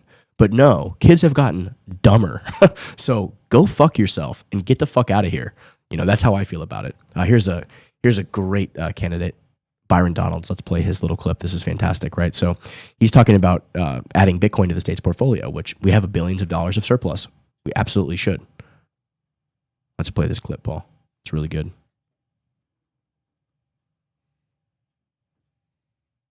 Become the financial hub of the world, not just America. Big thing, Florida will become the financial hub of the world, not just America, but of the world. Digital assets has really found a home in Miami-Dade. We want to build upon that framework. And one of the things with the state's portfolio I want to be able to do is probably add Bitcoin to be a piece of the state's financial portfolio. It's really proven to be a great holder of value and of wealth. And if we incorporate that into our state's balance sheet, it could be something that will help us weather any potential future storms economically in the future. Big thing, Florida will become the financial. Byron's our hometown hero here. We got to get him on the pod because this is just fantastic. I'm just grateful that Miami's they're trying, they're playing with cryptocurrencies and whatnot, because there's the whole Miami coin. It didn't work, but they're experimenting. They're trying to embrace the new technology. It's gonna come with some pain, no matter what. Yeah, but no doubt. Something's happening. No doubt. Yeah, I mean, I think Miami is becoming the crypto hub, and I hope we keep building here. I hope Florida keeps. You know, I'm trying to bring as many people as I can to Florida. It's the gateway to the LATAM too. Yeah, no doubt. What else you got for us, Paul?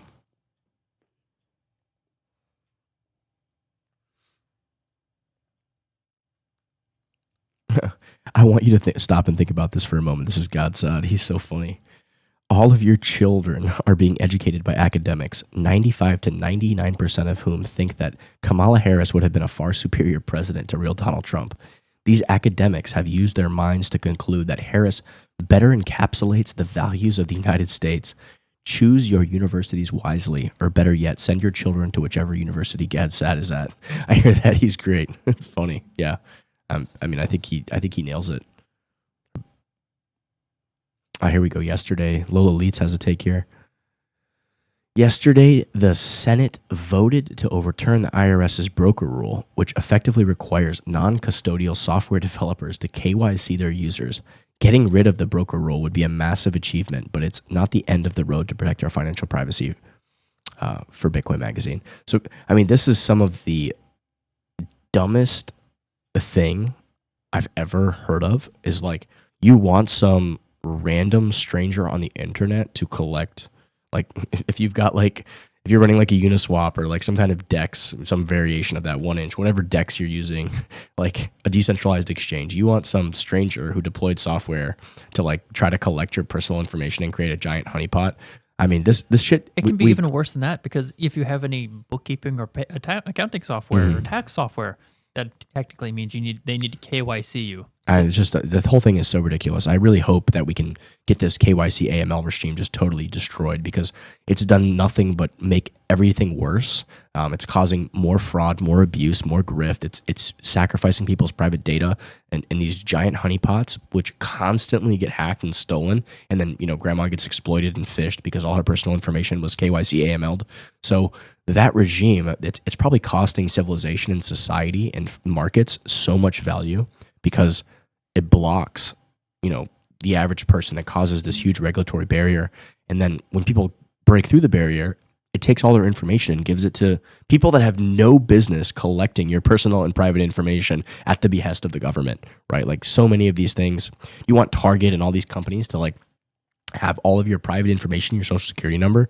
You want, you know, Uniswap or whatever random exchange that could be based in wherever in the world to, like, you know, some sketchy dude in grandma's basement deployed software, and now he's got to collect all of your private information. I mean, this is such a terrible idea. Well, that's what I'm so not thought out. That's what I'm really hopeful with, you know, blockchains and whatnot, because unless they steal my private key, Like they can have my personal information, but they can't apply using my blockchain history. Yeah, or but the something. problem is they take your private information and they use it to socially engineer you, and then they open up credit cards in your name. No, that's They've what I'm got your saying. social security That's what I'm number. saying, They, though. If we they try to call grandma and say, hey, this is whatever at Coinbase, and they probably stole all that money from. Right, but I'm saying with like applying with credit cards, because if you substitute your credit score with your blockchain history score or whatever, then they can say, oh, this is you, okay, prove it, and then they can't because they don't have your private keys. Yeah, you're a little far in the future, but I hear you. I know. I'm just saying right now we're so early, and KYC AML has been such a disaster, such a terrible policy, and it's not based in actual reality or fact or evidence. It's like, again, they might catch 1% of 100% of crime, but the cost that they inflict to do that creates more crime because there's been so many like phishing expeditions and stuff that happens from all of this data being collected and honeypotted, and then people just go and hack it left and right. I swear to God, I get at least one letter per month or every other month of like, hey, sorry, all of your information was leaked to the dark web because you KYC AML with this company or KYC AML with this bank. Bank of America has been hacked or whatever company, whatever bank, just throwing a name out there. Yeah, there was a big hacking thing. I can't remember the company, but they stole like 4 billion social security numbers or something like that. It was no big deal. Absurd number. Just, get everybody's private data because they had to do KYC AML. Just total bullshit. All right, let's move along here. Look at this.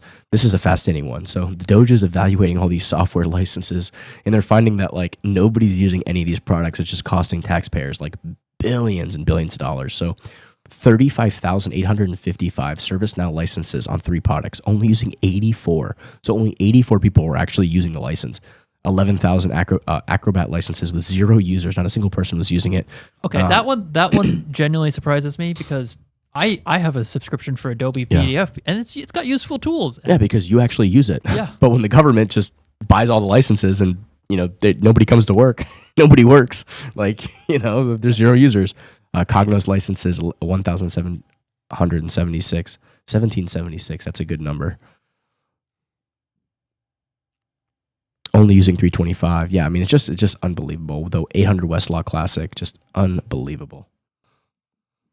Let's see here. So this is a cool little video of like Bhutan. They're using a strategic Bitcoin reserve and how to help their finance their nation's expenses. So really interesting little nation that has adopted I've never Bitcoin. heard of that nation. Yeah, they're. I think Bhutan is like one of the most happy.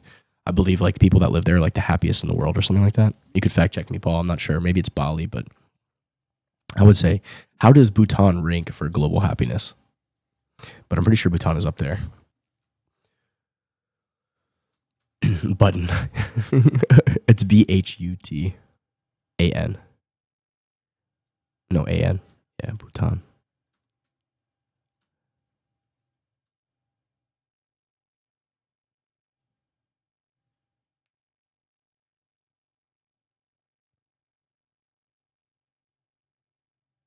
Looks like all these. Oh God, they can't even just give us an answer. Yeah, that's a they got are using like deep. You're using like rocks like deep research. Yeah, it said it's 95th from 2019, so it ranked 95th out of 143. Oh, that's actually pretty bad. Some tout Bhutan as happiest in Asia's. Other question is 95th place. Oh, we had Ellen DeGeneres move to England, so they should become pretty happy. So. So so it has a high internal happiness, 93.6%. I don't know if is it 90? Oh, that's pretty great. Yeah. Yeah, there's a couple different ways to look at gross national happiness. Gross national happiness.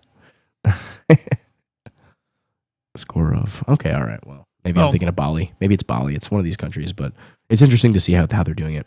Oh, what's the libs of TikTok saying? Yeah, show us the libs of TikTok. So the Oxford Academic Journal of Sexual Medicine released a new study on the effects of gender-affirming surgery on people with gender dysphoria. After analyzing over 100,000 patients, they concluded that those who received surgery had an increased risk of mental health issues and substance use disorders. Oh, no shit.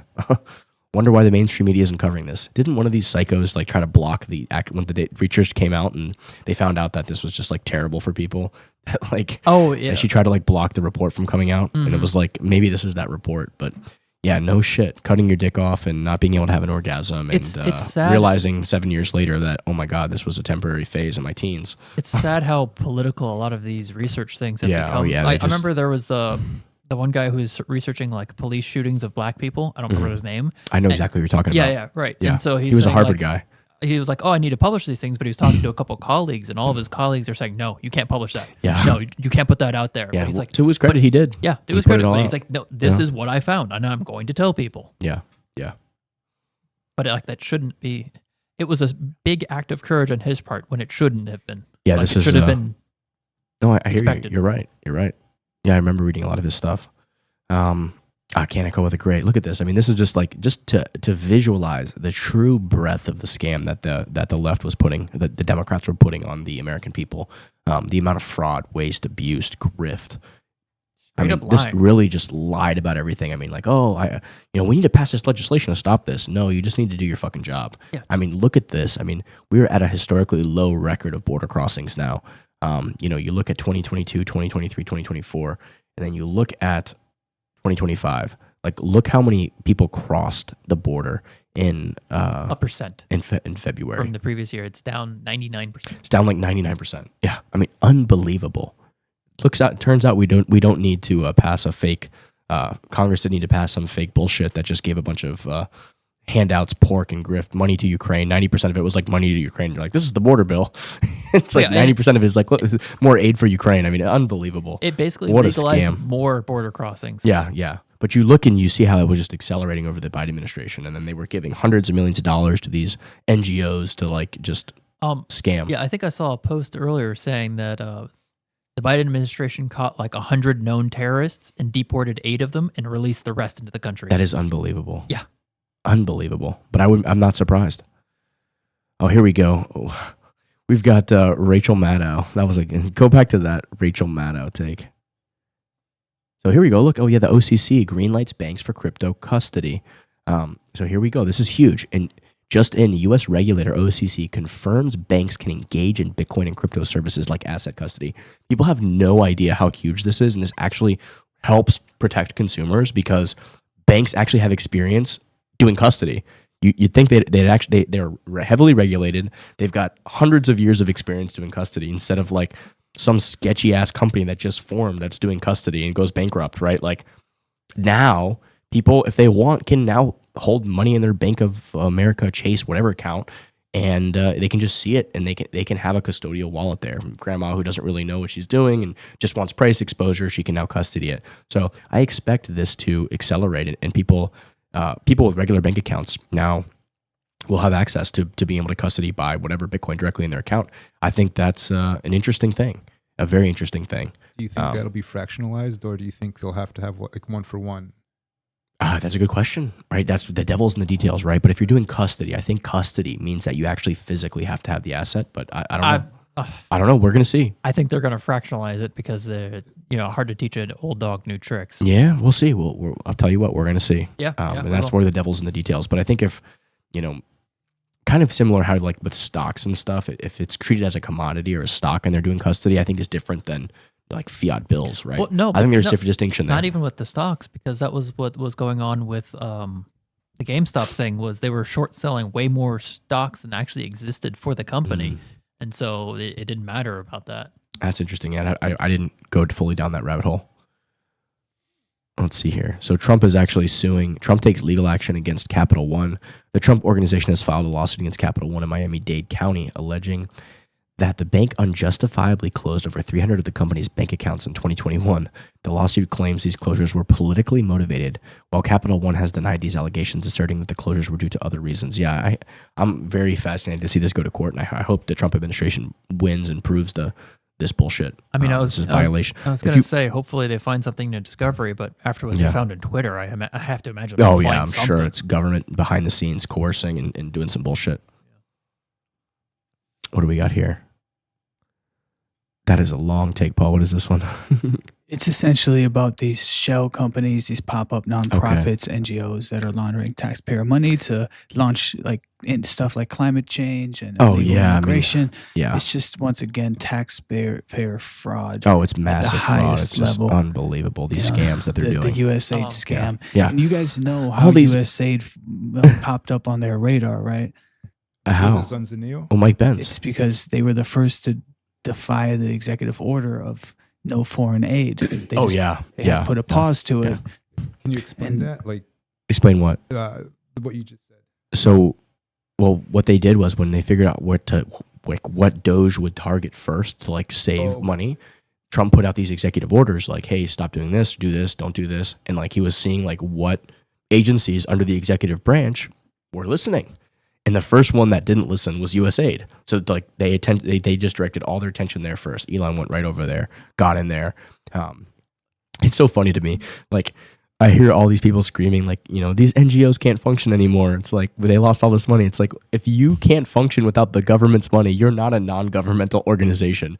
You are a fucking, you know, a scheme, a government-run scheme that end arounds the Constitution to do things that you're not allowed to do. It's also hilarious. That's so funny. Elon was saying like, if you're like receiving the money and using it as you claim you're doing, like feeding poor people in other countries or something, he's like, just send me a picture to prove it. Yeah. And he's like, you could even just go to an AI image generator and send me that, but they didn't even put in that much effort to try and deceive him. Yeah, they're idiots. They don't even know how to use. They probably don't even know how to use those tools. You know. I mean, it's not that hard. You go to midjourney.com or something. They don't even do that. They don't. I know, but that. that's what it's like. They were so lazy and just so not like whatever about it. Yeah. Yeah. Remember Zunzaneo? Do you guys know about Zunzaneo? The name sounds familiar. Zunzune. Zunzaneo. It was.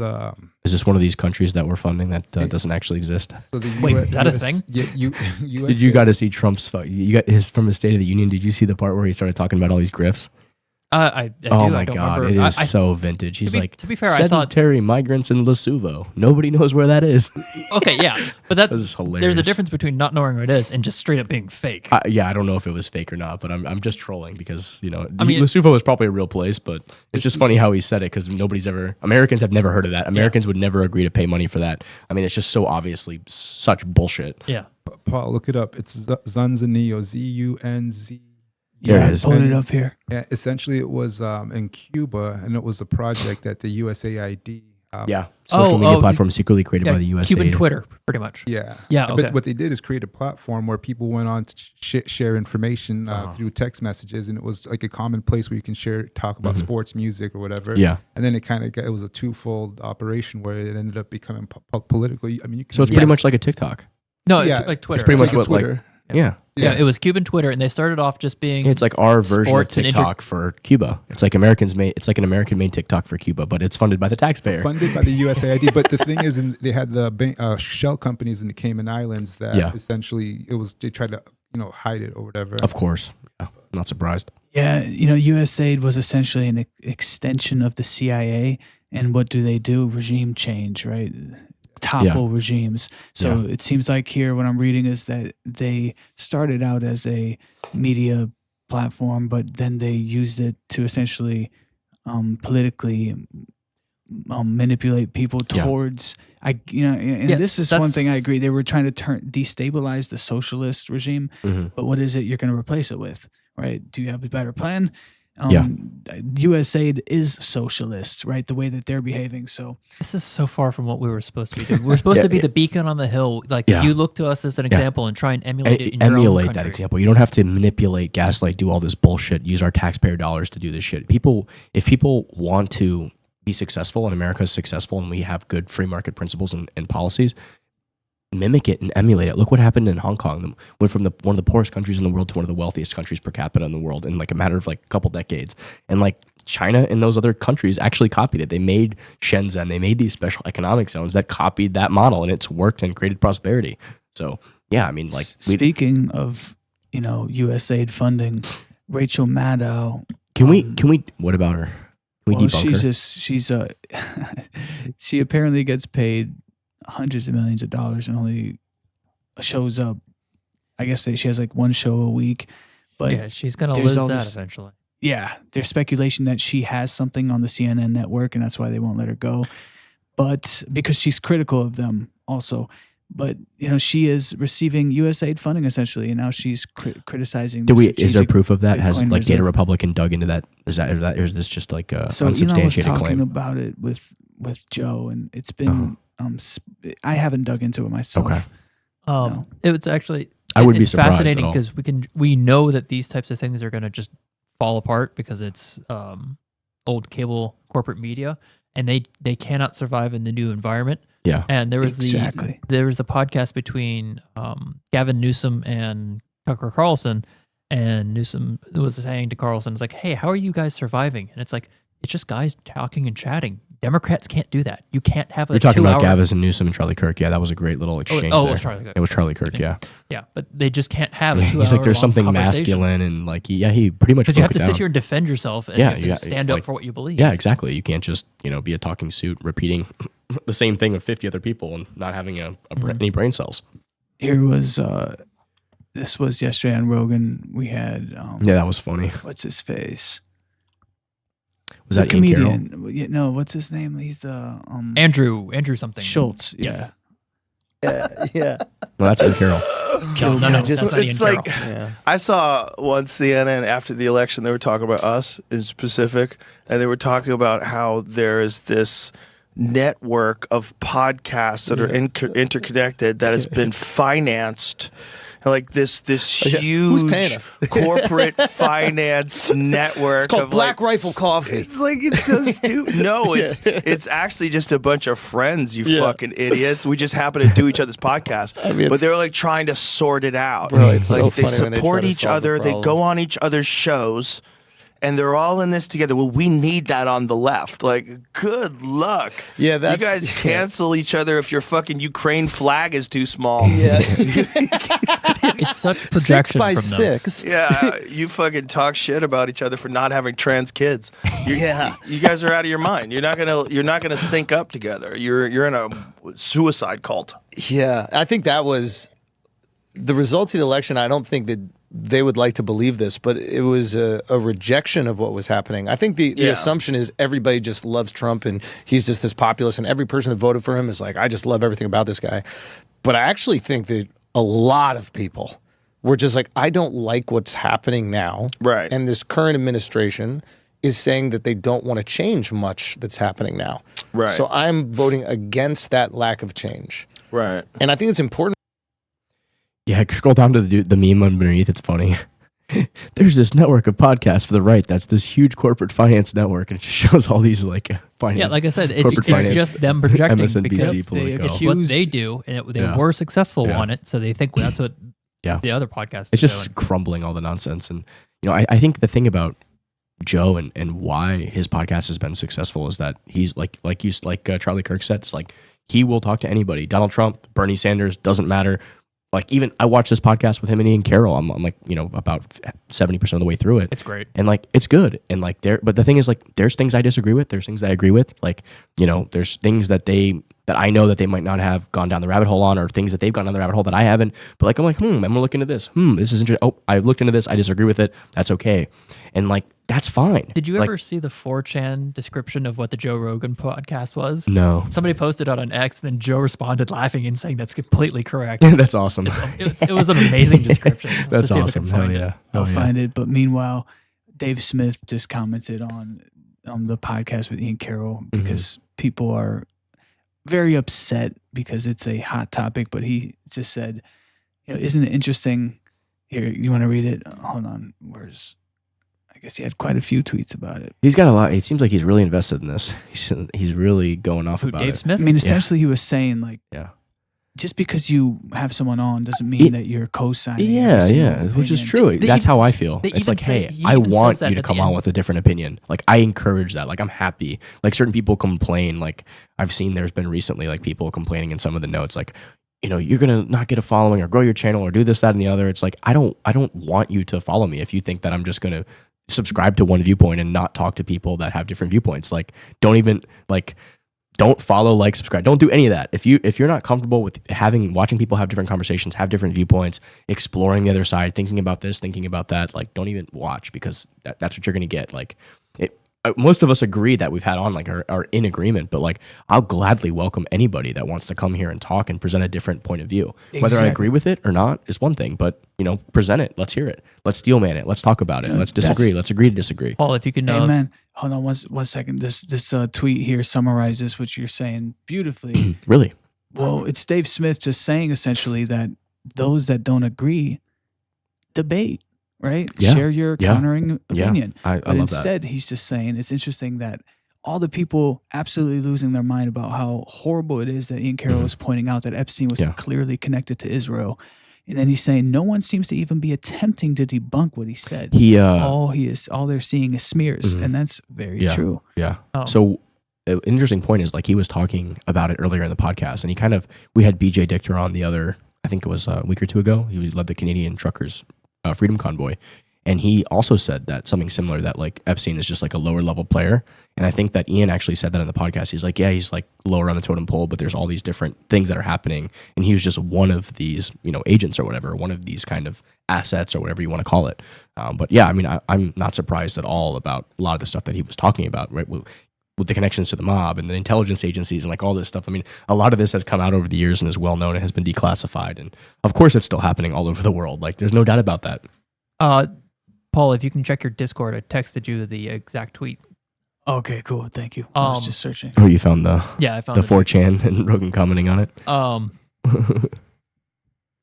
crap. Oh yeah, I don't remember where I heard it, but somebody was saying that like everything that's been going on right now, it's going so far up the totem pole, it's starting to hit the trillionaires, and they're starting to be vulnerable. Yeah, that's the tweet. Oh, I've seen this one before. Yeah. He actually commented on it. That's funny. Yeah. Joe Rogan is like some barbarian Khan from the steppes that took an interest in intellectual things, and his show is basically him bringing slightly nervous scholars and magicians to come before him to explain how the world works. Glasses man, you explain to Joe why sky big, how tree grow, but he will also believe almost anything you tell him, and only recently in the past few years does he clap back like, Tiny Hat Man say otherwise. Do you lie to Joe? Tiny Hat Man say fat, no, not bad for you, that sugar is enemy. So which is truth? Joe thinks you are wrong, and people just nervously go, oh, okay, yeah, I guess so. And Joe spent many moons on horseback and training with bow and sword. But Joe also wonder why Skyfire rise from the mountains every morning. You will explain this to Joe. Yeah, and then it's got him there saying what the does most he say? accurate description. That's hilarious. Yeah. Yeah, it's funny. I mean, the world has just lost its sense of humor. It's so sad to see. I mean, people can't take a fucking joke. Like, dude, we're all monkeys. Get over yourself. Like, we're just all some variation of monkeys. Some monkeys are slightly smarter, some are slightly dumber, some are bigger, some are faster, some have bigger dicks. I mean, it just is what it is. You know what I mean? Like, it just is what it is. Careful now, you're gonna get me all fired up. Oh my goodness. Hey, let's go over the Rachel Maddow. I want to react to this. I haven't seen this yet. Let's react to this shit. Let's debunk that's 4 this minutes idiot. long. Yeah, let's fucking debunk her bullshit. Let's just see what she's saying. There you go. Let's react. Let's just react. I haven't even seen it yet, but like, let's see it. I'm coming in this biased. I can already see she's full of shit. But so let's react to it. Let's play it. Start it over. Let's do it. Well, while he's getting that ready, I just wanted to say, even on the end of that Ian Carroll podcast with Joe Rogan, he even says, Joe Rogan does not endorse everything I just said. We were just having a conversation. I know, it's crazy that he gets to say that. It's like, yeah, it's crazy as people say that, and then people are still attacking Joe for like apparently things he says. Yeah, it's just funny. The thing about Joe is he asks a lot of questions too. Yeah, so he's curious. That's good. Yeah. Well, since we're listening to Rachel Maddow now, I guess I should say I'm by no means. We automatically co-sign every word she says. I guess so. I can't wait for this. I should say I'm by no means a crypto expert. Oh, pause it already. Lecture on block.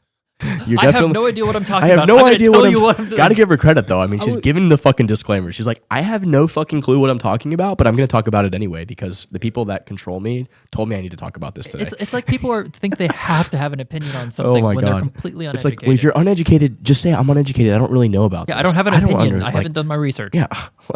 Let's hear what she has to say. Yeah, off to a good start. Follow the first thing she puts up. Follow the money. Rachel, what is money?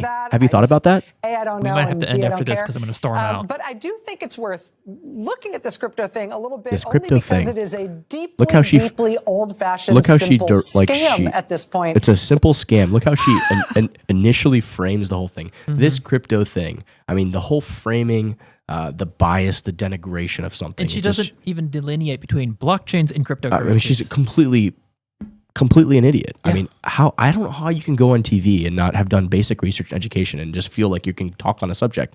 I mean, this is everything that's wrong with society and mainstream media. Corporate media. Not mainstream because they just lost. They're not mainstream anymore. Thank you. Corporate Joe Rogan is mainstream now, but yeah, corporate media. I mean, she is the problem. So let's. But I think she genuinely the only authentic sentence she spoke was the first sentence. I have no idea what I'm talking about. The irrelevant stream media transcript.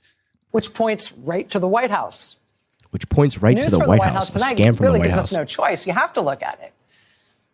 Pause it Hopefully again. the broad strokes. Follow the money right to the White House, she says. I mean, Well, like, it's also, I remember the people were saying, oh, Trump's going to, tell his family which coins to buy before they pump and all this stuff and stuff.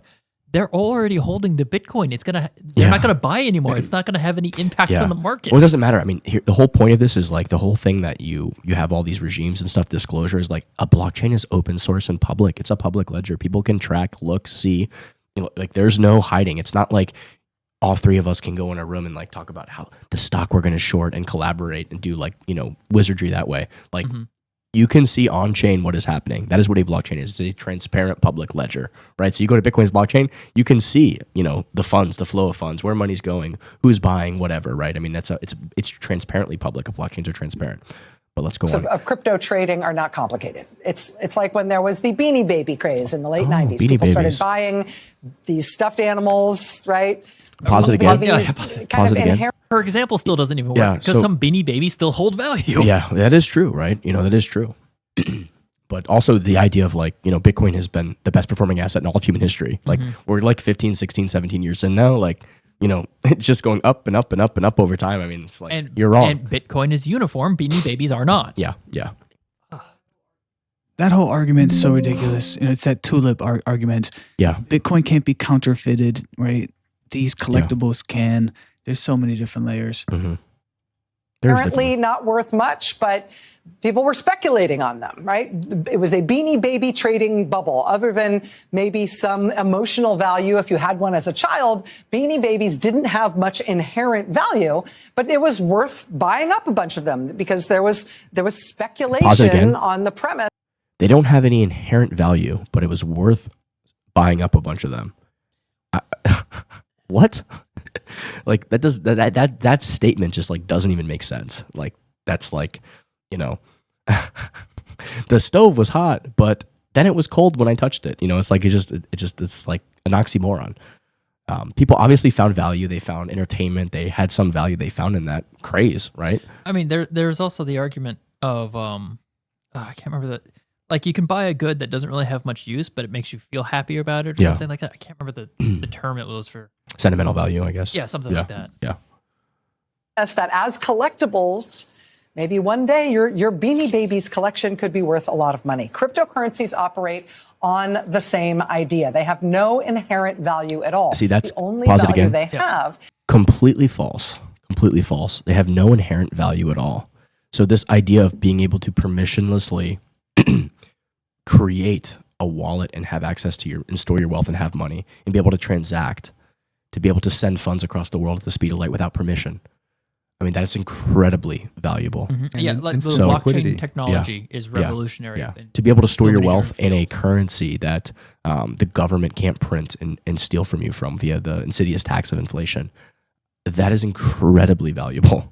It is a transparent, public, globally decentralized ledger system that's completely secure. It's based on energy. It's the measurement of We're talking about Bitcoin specifically. Uncorruptible unit for measuring value. Yeah.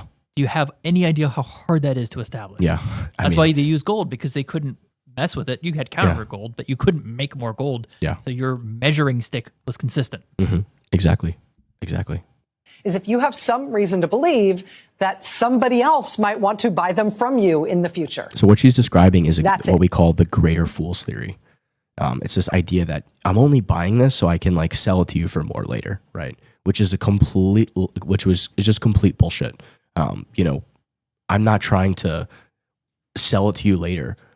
I'm thinking with the idea of like, I'm holding Bitcoin and like when I want to sell my Bitcoin, I really won't have to anymore because it's so ingrained in everything, right? Bitcoin can be used to buy whatever I want, whatever I need. It's a fair money accounting system for humanity. It's like the more analogous to back to 2000 BC or something. You figure out magically that gold's going to be what everyone trades in. Yeah. And so you're able to collect a bunch of it for either cheap or free. And then all you have to do is wait 20 years and now all of a sudden you're one of the wealthiest people because you realized that this was going to be a great tool for transacting. Nobody's holding and hoarding gold so they can sell it to somebody else at a higher price. Like they're using it to protect their purchasing power. So other people can't steal, the government specifically can't steal it from them, right? So they have this tool that captures their life's energy that they can save in, right? It's a savings technology, a savings tool, you know.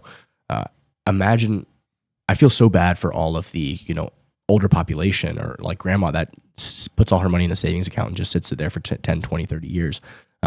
That, you know, after 30 years, that money has lost 90% of its purchasing power, right? Like that is astounding and sad, right? Because like this even happens further in other countries that hyperinflate, right? She's like looking at this from an American point of view, but like I remember seeing a grandmother from Venezuela that within a couple of weeks saw her life's savings, her life's energy, her life's work all confiscated from her by a corrupt government that printed money into oblivion and caused hyperinflation.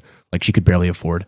She was crying in tears saying like, this was for my grandchildren's college funds. And now all I can afford is a plane ticket to fly to the United States. What's also really like how heartbreaking is that? What's also really sad is because of the inflation of the currency, like people used to be able to just save in gold. They didn't have to risk themselves in the stock market, and they could only invest in the financial stuff as much as they needed to know, put gold in bank and then save it up for 20 years and then I can live in retirement. But you can't do that anymore. You have to gamble with it constantly. Yeah. There's no safe place to put things in. It's definitely perverted the incentive structure around society for sure. Right. And there is some element of like, you know, money going into the markets is a good thing, right? But we should be funding good companies that really have a value proposition. So, I mean, it's good for you to try and risk your money or your capital to try and create more value. Yeah. But some people don't want to risk, and they shouldn't be they punished should be for forced not wanting to risk. That's that you know, the Keynes logic that, you know, animal spirits, we have to force people not to want to save. They want to have to just spend. That's part of, you know, Keynesian economics, and that's the theory behind it, right? Let's go on, Paul. Man, we're never going to get through this. I told you. And what that means in very practical terms is that convincing other people that your crypto is popular and in demand, convincing people that your crypto thing is going to have value in the future. It's going to be collectible as Beanie Babies. I don't understand free markets. That's basically what she's saying. Like, it's also, this is just much more comparative to the .com boom. Yeah. There's a bunch of companies that were completely worthless. But they still managed to IPO, make millions of dollars, and then like went bankrupt 2 months later. But there was also other ones like Google, Amazon, I think, several others that became some of the biggest tech companies in the world right now. Providing incredible, tremendous value for society. Exactly. Right? So, yeah, let's keep going. Babies. That is key to actually making money. One of the things the SEC alleged a couple of years ago in 2023 was that Justin Sun had orchestrated a scheme to pay celebrities to tout his cryptocurrencies without disclosing that he had paid them to do so. So in other words, he was creating the impression of hype. So she's doing this thing where she just lumps in everything in the industry. Imagine like if she was talking about the internet right now. The internet is a passing fad. It's a scam. Look what happened. Grandma got her credit card number stolen, right? So she's alluding to, you know, fraud that exists in any industry or something that's unethical or illegal that exists in any kind of thing, right? Bernie Madoff did Ponzi schemes. He did all sorts of stuff, right? So there's all sorts of scammers in any industry. And she's cherry picking those things and saying, this is everything that's in the industry. Like, imagine if we had people like her doing this, and there definitely were people like Paul Krugman saying that the internet would be no more important than the fax machine. I mean, this is how these people think, and they could not be more wrong. And this is just another example of ignorance and putting this out on television to all of her audience. I mean, it's a sad day. Yeah, it's a the only sad time. saving grace we have is that the younger generation isn't paying attention at all. Oh yeah, I mean, like only nobody's paying attention. 50 plus, 60 plus is actually watching this. Yeah, everyone else is completely ignoring it. Yeah, an organic enthusiasm around his product when that hype didn't naturally exist. That was the allegation, which again Justin Sun has denied, and now Pause the it for a SEC. second.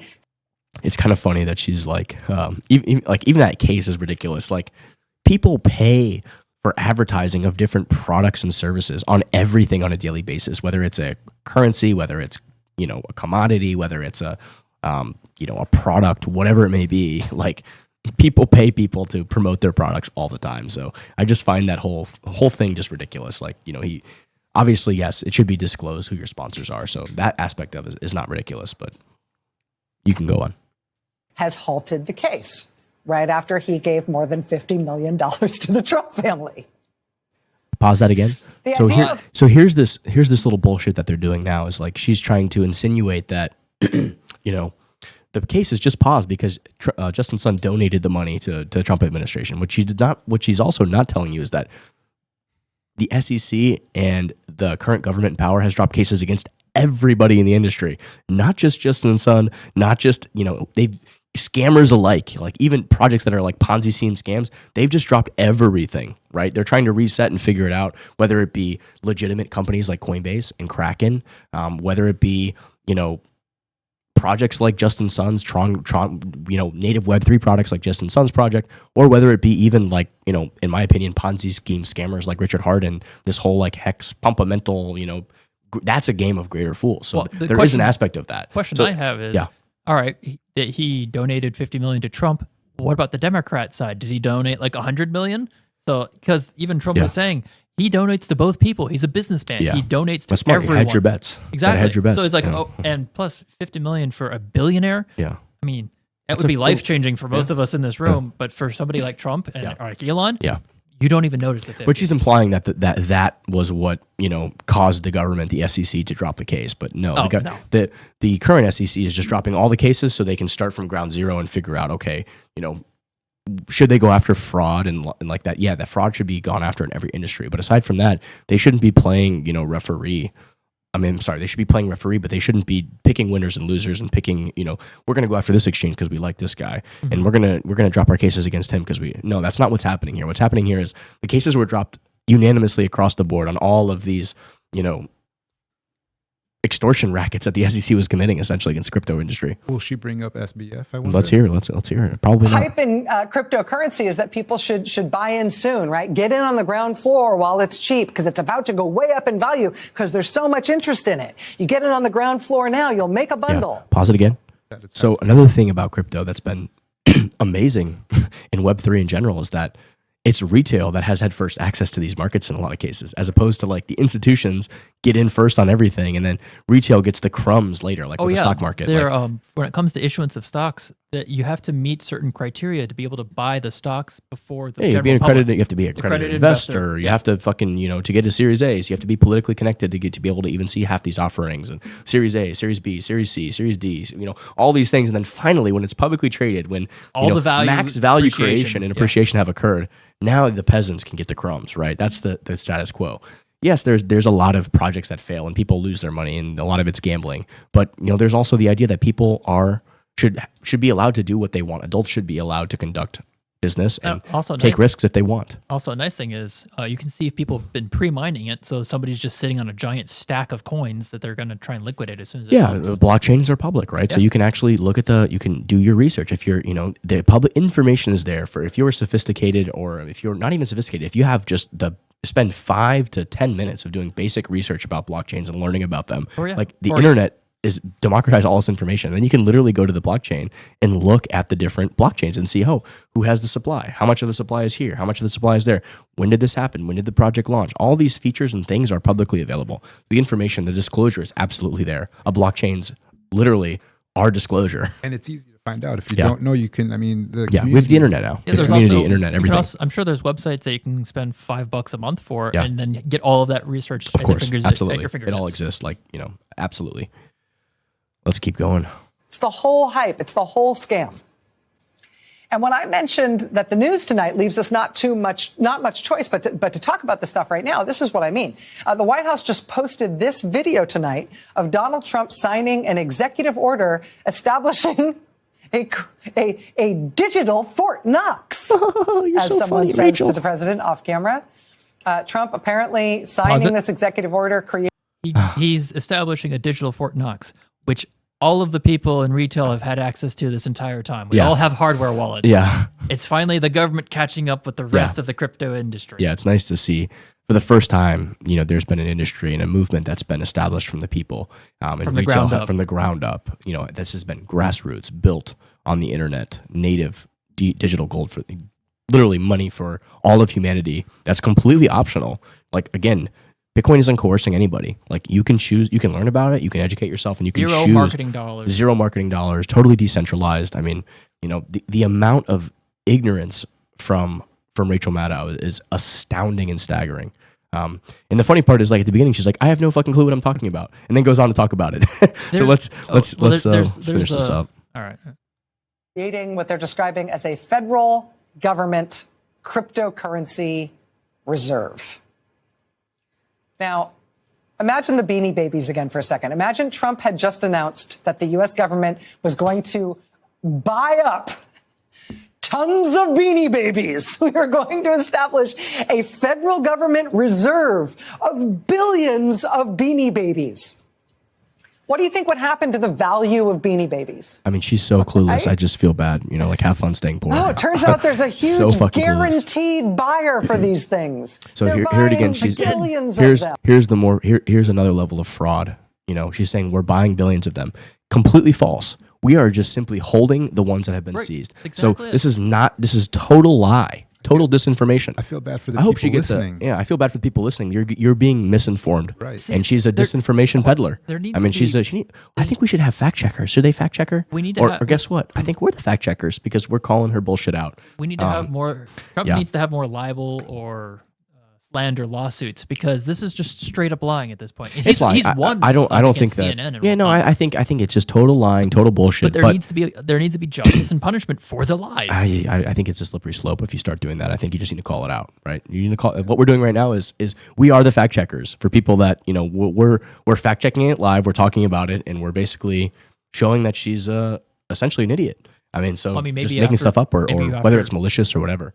But yeah, I mean, right now the executive order explicitly says no, we're not buying. We're holding. And if we are going to accumulate more, it's going to be in a budget neutral way, which means it's not going to cost taxpayers. So I think aside from Congress making a legislation that creates capital from taxpayers to do that, what this administration is doing, I think they hit the nail on the head. They threaded the needle. It's exactly what needs to be done. So yeah, let's keep it going. Let's hear more Rachel Maddow lies. Does anybody have a bucket of tomatoes? I don't know, but I think you should clip this video after we make it and put it under her account. Absolutely. I understand tar and feathering from back in the day now. I get it now. So funny. I should mention that when Trump first brought up this idea, this cryptocurrency national reserve thing on Sunday, he name-checked 5 specific cryptocurrencies that would be going into this government reserve. And Trump's own cryptocurrency company, his own project, bought $20 million of those currencies, of 2 of those currencies this week, ahead of what we now know will be a White House summit on crypto tomorrow. So a private citizen. What'd she say? Well, he wasn't. Who did it? I think him. He his bought private Bitcoin and company. Ethereum? No way. I mean, just so funny, so silly, these people. Here is that you hype something by making it appear that there is a market, that there's demand, that there's lots and lots of buyers for specific crypto. And people who get in on the ground floor and own it, boy, that value is going to go up. Well, it would seem that President Trump and his family and the White House specifically are now playing that game. Yeah, 16 years into Bitcoin's creation. We're in on the ground floor. Yeah, honestly, it is still really the ground floor, but because you have people that are totally clueless, like Rachel Maddow, going on and saying this complete utter nonsense. But like, how long did the Beanie Baby craze, like, I don't know, a couple months, a year, maybe. Yeah, like 2 or 3 years. Or 4 years. We're 4 times longer into Bitcoin, and it's still going strong. Yeah. Well, again, the fundamental question is, what is money? And when you go down that rabbit hole, Mrs. Maddow, you'll find your answer. Guys, it's been an absolute pleasure on the pod today. Thanks for joining me. Before we go, I want to shout out one of our sponsors, which is the Mining Disrupt Conference. And they put on a really cool Web3 conference in Miami every year. And it's really cool because you can go and you can see all sorts of technology, whether it be in the electrical industry. There's tons of participants that come. You can see miners, you can see all sorts of innovative things being designed, and you hear speakers from all across the industry of whether it be proof of work stuff like mining or whether it be energy industry executives. And it's just a fascinating conference. So Paul, cue that up. But thanks so much for joining today, guys, and it's been an absolute pleasure having you. Thank you. Appreciate you. Yep. Till next week. You definitely got to come to Mining Disrupt, the largest mining-focused conference. It's pretty dang awesome.